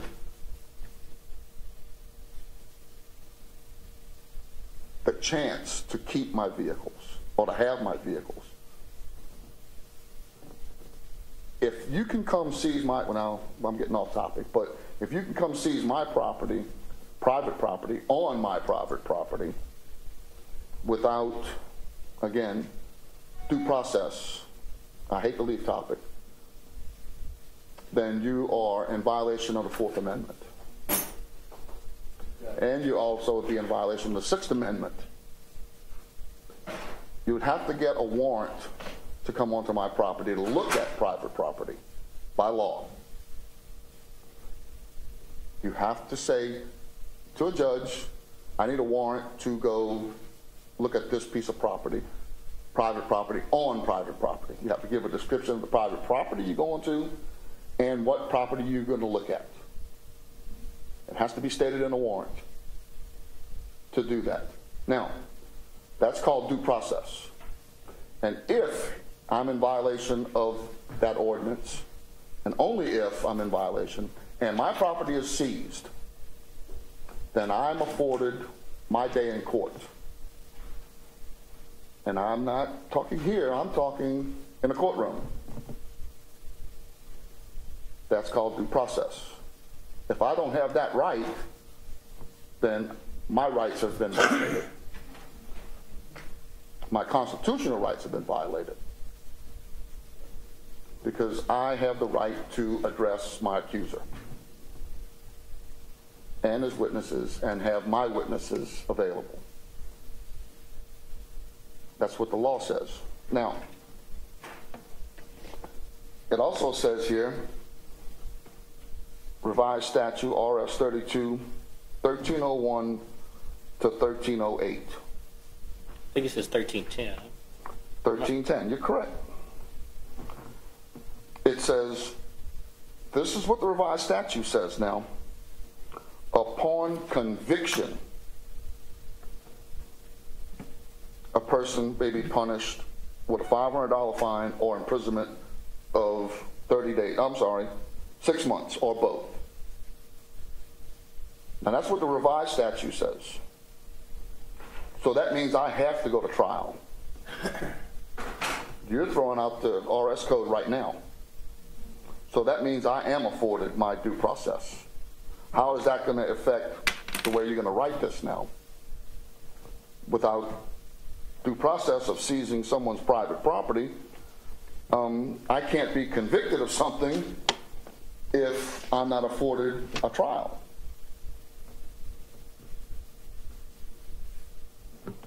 All right. I'm taking a note on that too. Okay. One more quick thing before I leave, please. It says here that the accumulation or storage of abandoned, inoperable, dismantled, or wrecked vehicles is found to create a condition tending to reduce the value of property, to promote blight and deterioration, to invite plundering. Who is going to want to go somewhere to plunder an abandoned vehicle? I'm slow, Mr. Semino. I was writing down a note to look into that. Right. Could you repeat that and tell me where you're getting that information? Okay, it's right under the ordinance, the old ordinance, 9712. It says, whereas the accumulation and storage of abandoned, inoperable, dismantled, or wrecked vehicles is found to create a condition tending to reduce the value of property, to promote blight and deterioration, to invite plundering, to create fire hazards. Where are we at? I'm sorry. I don't know where you're reading. Well, what I'm saying is that I think we're missing a page. Any vehicle that is going to be seized, because it's 2005, let's say, a 2005 vehicle that's got a tree growing through it, whereases that come before the actual meat of the ordinance. Okay. He's got the minutes. That's Right. what Lauren got for him. It's not the meat of the Okay, ordinance. so keep going. What you're Well, saying? what I'm saying is that if you're gonna come to a person's private property and take a vehicle, like, I'm just gonna throw a 2005 Dodge Dakota, Oh, yeah. whatever. Because there's a tree growing through it. And like you said, obviously, they're not gonna try to repair that, Right. okay? What is gonna be next that you can come get? Honestly, I You mean as far as vehicle or? Now, the vehicle is abandoned, right? But who decides that it's abandoned? Because it's written on here that it's abandoned because it falls under these certain guidelines. Well, that's subjective. Those guidelines are all subjective. It's your opinion or a collective opinion. Okay? If the people haven't voted on such an ordinance that violates the Constitution of this country, then it's not legal. And as far as I'm concerned, or as far as I know, there's never been a vote of the people to declare what is an abandoned vehicle. Am I correct on saying that? I would agree with you there. I have no data, but no, there's nobody voted that. You know, let me say this. We're going to get you next, I promise, old buddy.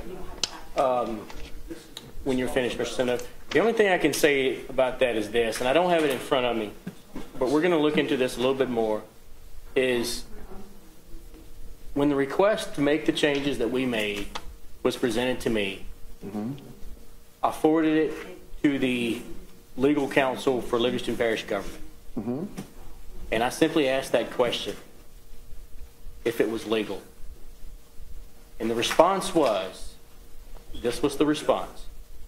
The response was that the state of Louisiana, and they quoted the statute, allows local governments to write such an ordinance to, I guess you could say, manage and remove abandoned and or inoperable vehicles.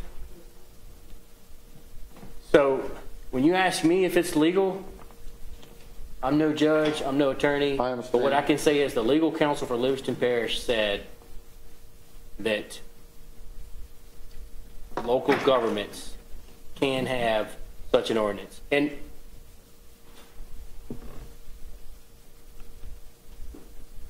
I don't want to get off topic, but I think this is an important fact. I'm taking every note that I possibly can, and we're going to go back and we're going to try to work on this and make sure that the council's happy, the people of Livingston Parish is happy, all your concerns are addressed. They're very valid concerns. But this is about, in my opinion, cleaning up junk in Livingston Parish to make Livingston Parish a better place to live. Okay. I think I said that in the council meeting. Let me finish. Your junk might be my duty. You're right. You're right about that. And I think that's where we need to come to some type of an agreement, if y'all agree. But as Gary mentioned earlier, I'm just going to go ahead and give you some facts. Whether it's right or wrong, how you feel, let's just tell you a few things. I get called extremely often about certain parcels of property in Livingston Parish being junked up, and they want something done about it because they're tired of it. They want it cleaned up. And I'm telling you, it ain't one person, it's plenty. Where are they at then? And so I think that this ordinance was originally written to aid and help contribute to cleaning up junk in Livingston Parish. I think Livingston Parish is a great place to live, and I don't think anybody in Livingston Parish wants to steal anybody's private property. You know, and I get where you're coming from and all, but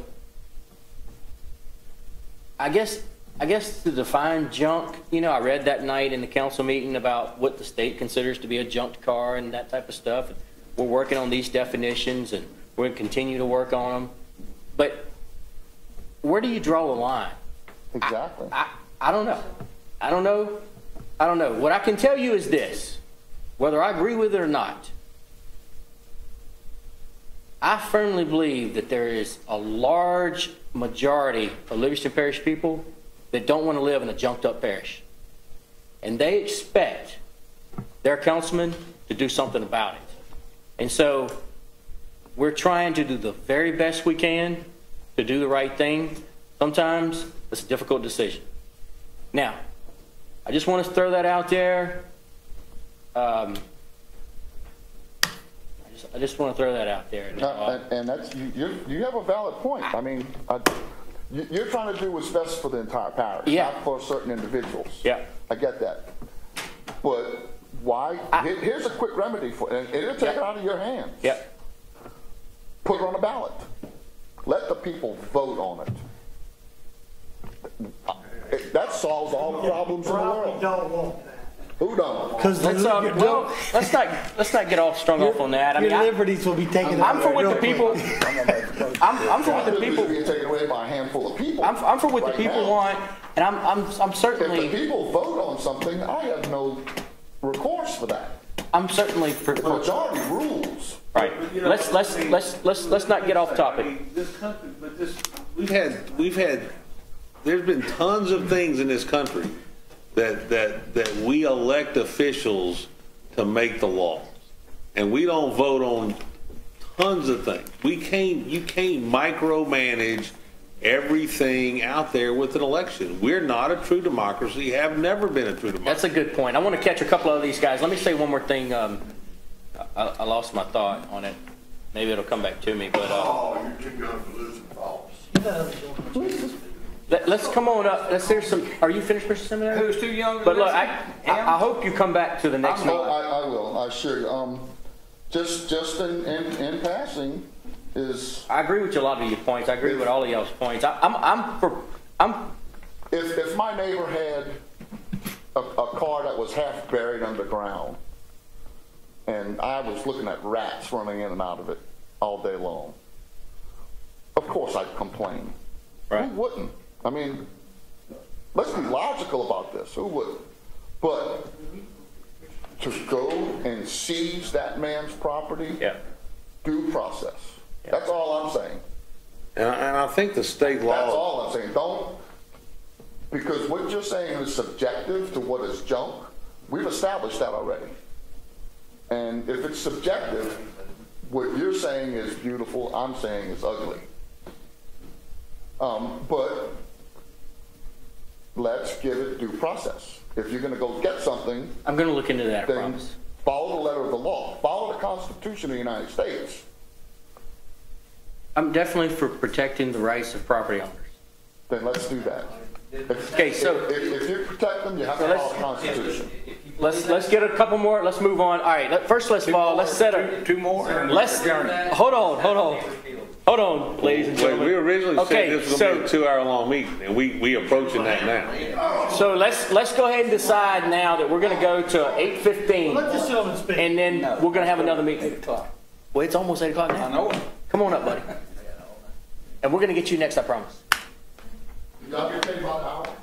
Hey, wait, let's get this straight. Yeah, I do. We get $0 extra for being on the Ordinance Committee. We make about 25 cents an hour, I promise. I enjoy this. Sit back and just shut up.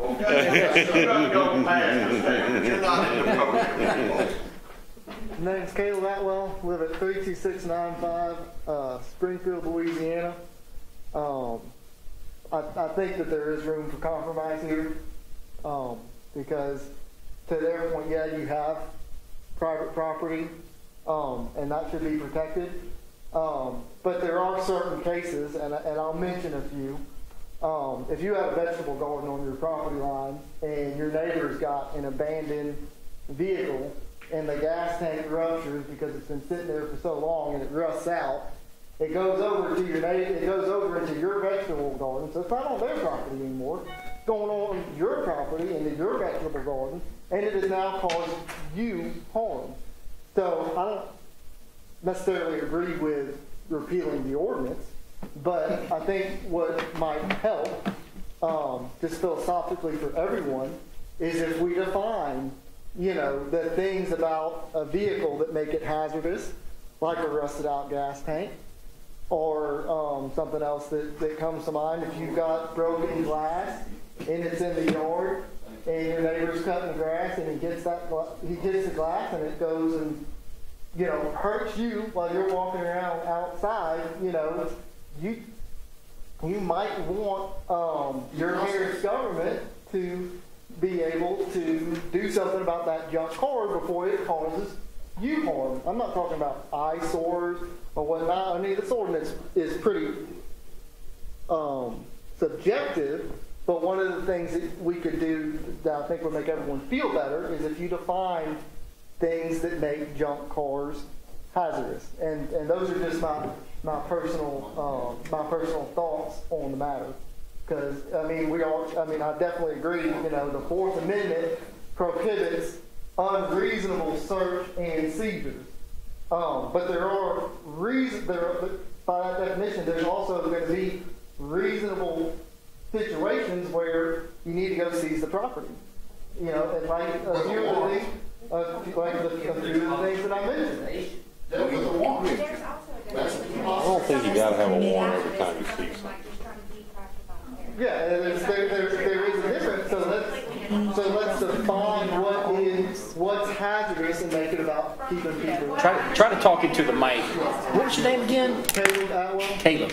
Yeah. So I think where you might get. Oh no, you got to stick it out. Yeah. I gotta leave now on a good note, and Yeah, good when I don't need to. Come back next time. Yes, sir. Thank you, guys. Wait, everybody's ready to go? Anyway,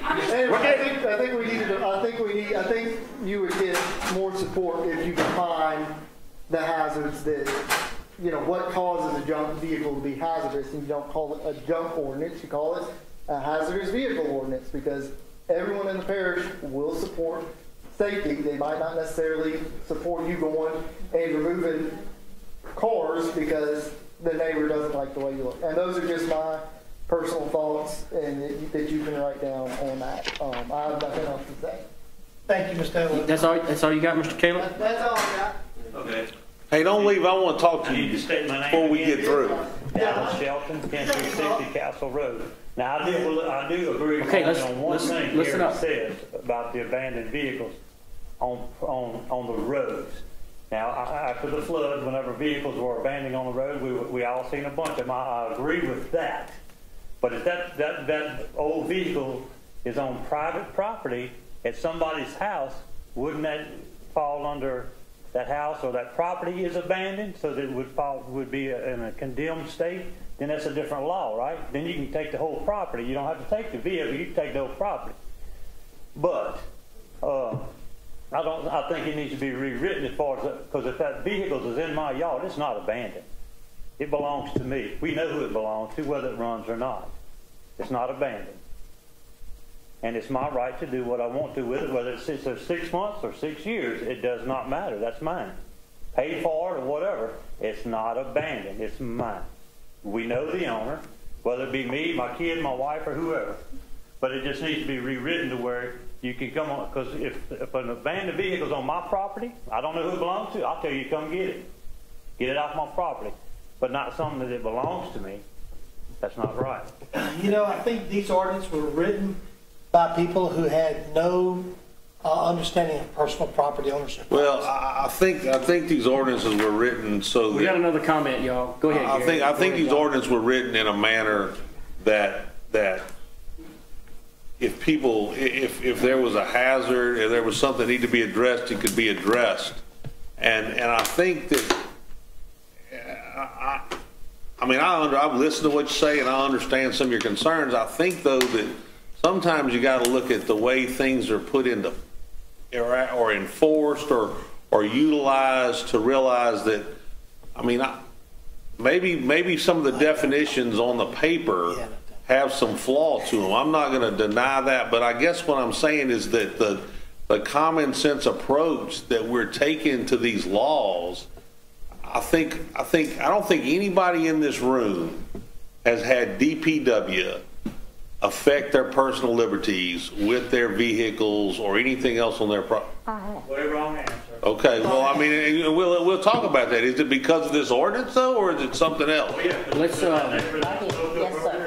Yes, sir. Okay. Oh, yes, sir, the one we was talking And about. so so when did this happen? I mean, It's been a couple of years ago. and how was it resolved? Oh, Pre-flood. I got a certified letter.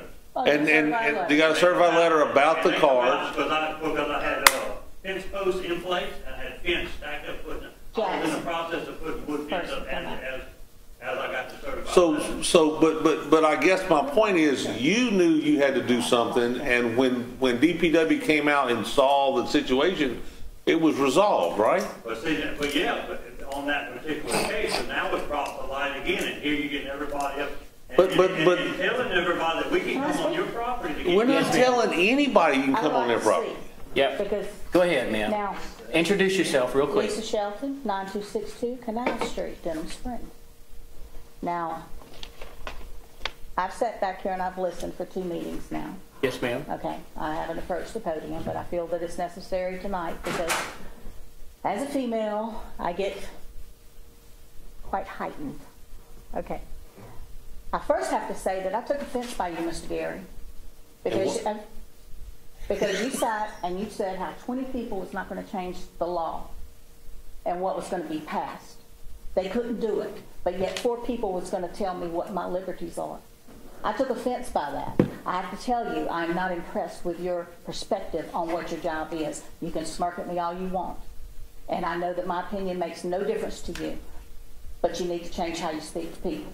Now, moving forward, I take a little bit of concern where it says here, under administration and enforcement, whenever it says, except as otherwise provided herein, the provisions of this article shall be administered and enforced by the sheriff or director of public works, which I have stated.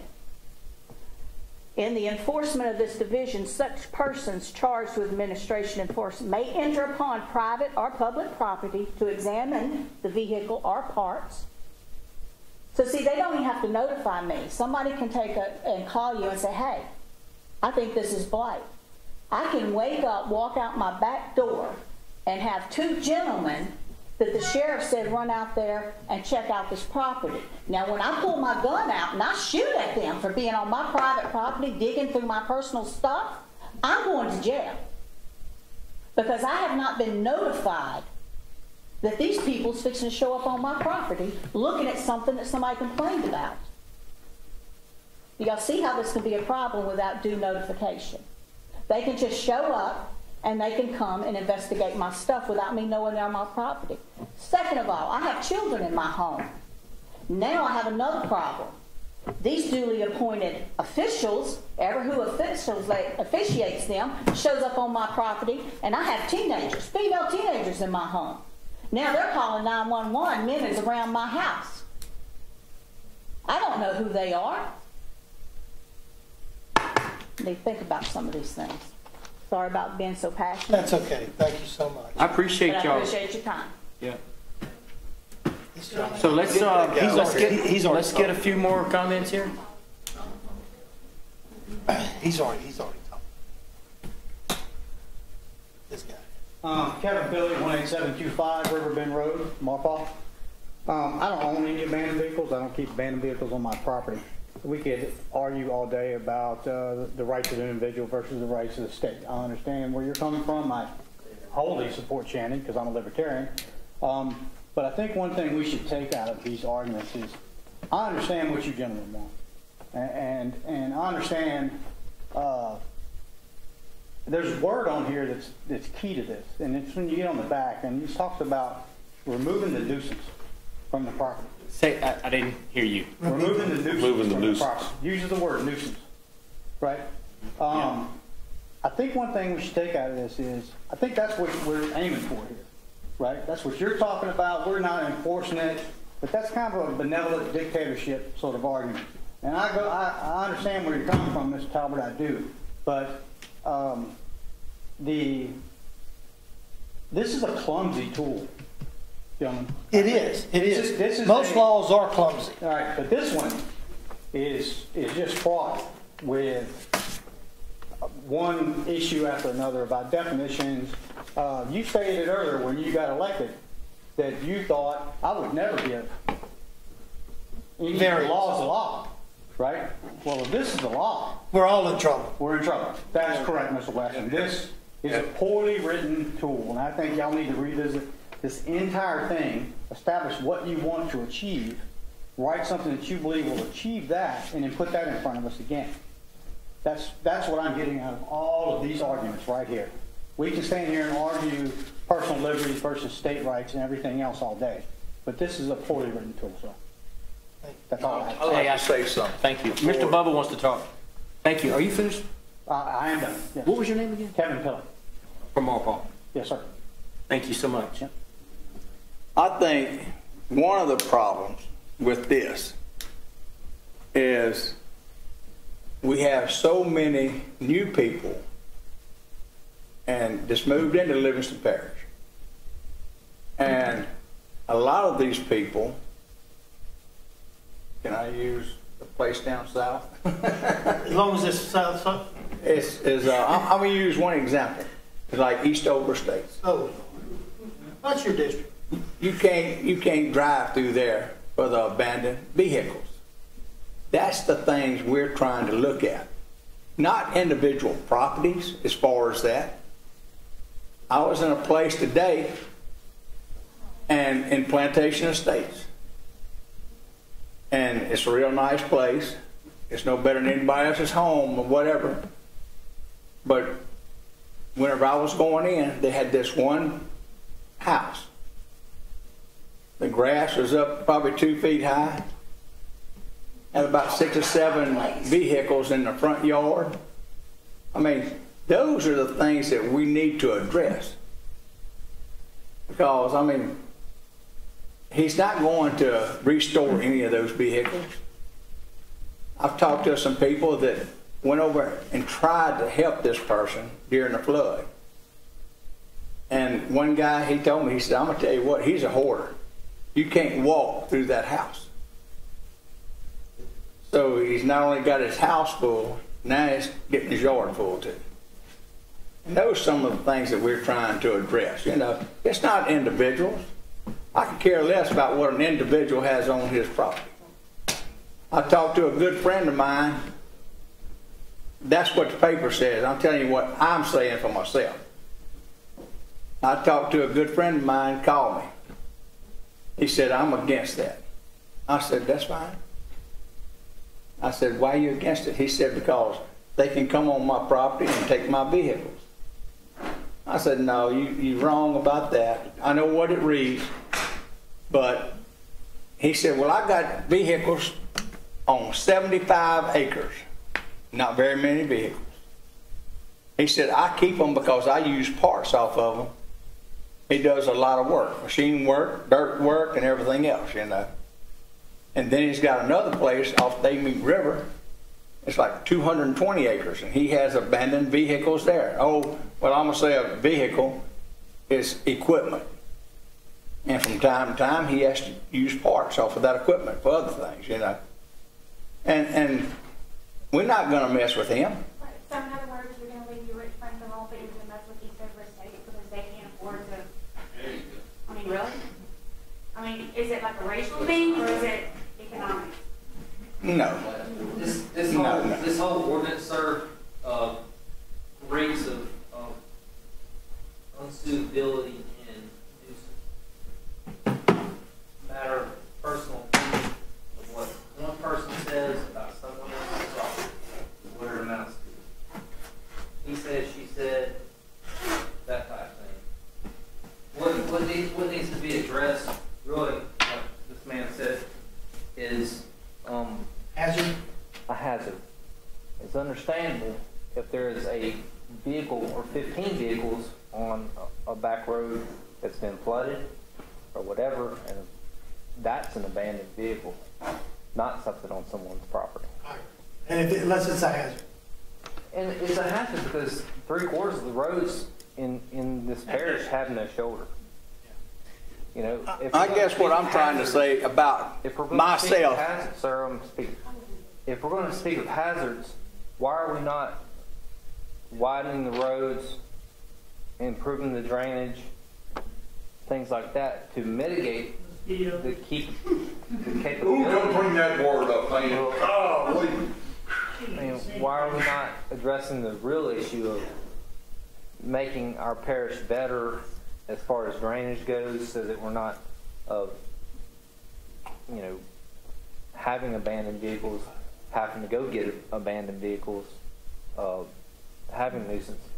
I mean, we all went through the flood this past time, and it was more, how can I help you, than it was about nuisance. And that's what really needs to be addressed, is why is it a nuisance? Yeah. Well, I've lived in Livingston Parish 70 years. I've seen it grow and grow and grow. Wish we could turn time back some, but that, that's never going to happen.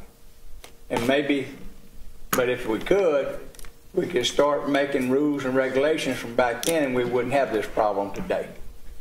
Mr. Chairman, may I say one thing before we close, and I'll shut up. I've sat on the city council of Denham Springs for 16 years.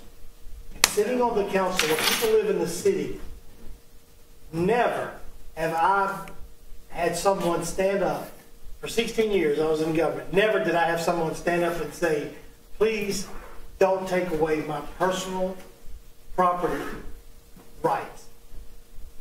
In city government, they always want us to take away people's personal property rights. I see that so much. It's not until I got elected to the parish and I'm dealing with people in rural areas and that say, hey, leave us alone. We don't want the government. We don't want government intrusion in our life. And I'm going to tell you this, it's kind of a breath of fresh air to hear people say those things. Let me say, when I had some problems after I got elected to the parish, just outside the city where there's no, in the city, if you got a junk car, they get it gone. It's gone. They don't even bat an eye. They don't have these discussions inside the cities. So I had some areas just outside the city where I had some junk cars. And the parish president would call, Sam DiGirolamo would call, nothing gets done, the cars just sit there. Matter of fact, I think the guy pushed more junk cars out there by the road just to kind of flip everybody out driving by and say you could do nothing. Well, when we started talking about the ordinance, he went and got them all back. He said, hey, I'm sorry, I'm getting them out. I pulled them behind the fence. He's done. So he cleaned up a little bit because we started talking about it. And so I guess what I'm saying is that I appreciate you coming here and helping me stay in perspective that our job as elected officials are to protect your personal property ownership rights. But now understand this, I'm not going to protect yours and then let you have the right to take away his. My job as a councilman is to protect everybody's right. You have the right to do anything you want until that right takes away from someone else's liberty and freedom. So I think we ought to take this ordinance, Mr. Back, and go back to the drawing board and let's reevaluate how we want to do this. And before we make any changes, and let's really think about this. I think that's kind of the thing. I would recommend repealing this. Well, this was brought on by council members long before us, and there's a whole bunch of other laws that are in place that are probably a lot worse than this, that were brought in for over years. So when y'all start trying to enforce them, we'll be I'm just telling you, there's a whole lot more stuff that's probably needs to be changed too. So, a repeal law is just as hard as it is to bring one in. You can't just do it overnight. It takes 3 or 4 months to add a law, and it takes 3 or 4 months to get rid of one. I'm just on that note, I'm gonna make a motion to adjourn. Can I make a comment first? No, you've already commented. You already spoke. I just want to thank everybody out here and you guys. This is the way it should be. I agree. This is the only way we're going to get things settled, get things understood. And I appreciate everybody. Are you running for council member? Yeah, Apparently you are. He's running against Scooters so we can fix that cesspool. I second that motion. Second that motion. All right, I have a motion on the floor. I have a second. I call for the vote. John? To adjourn. To adjourn. Question, when's the next meeting? Don't know yet. Pay close attention. Watch the council meetings. Oh, you're gonna try to sneak? Well, I mean, I don't know. Oh, golly. I've been out here for all this time. Y'all gonna. Instead, you're not gonna call for the vote? It's going to take a little bit of time to go back and listen and revise. Yeah. Mr. Talbert is gone. Mr. Talbert? Yeah. Mr. Harris, Mr. Wascom, Yes. Mr. Mack. Yeah.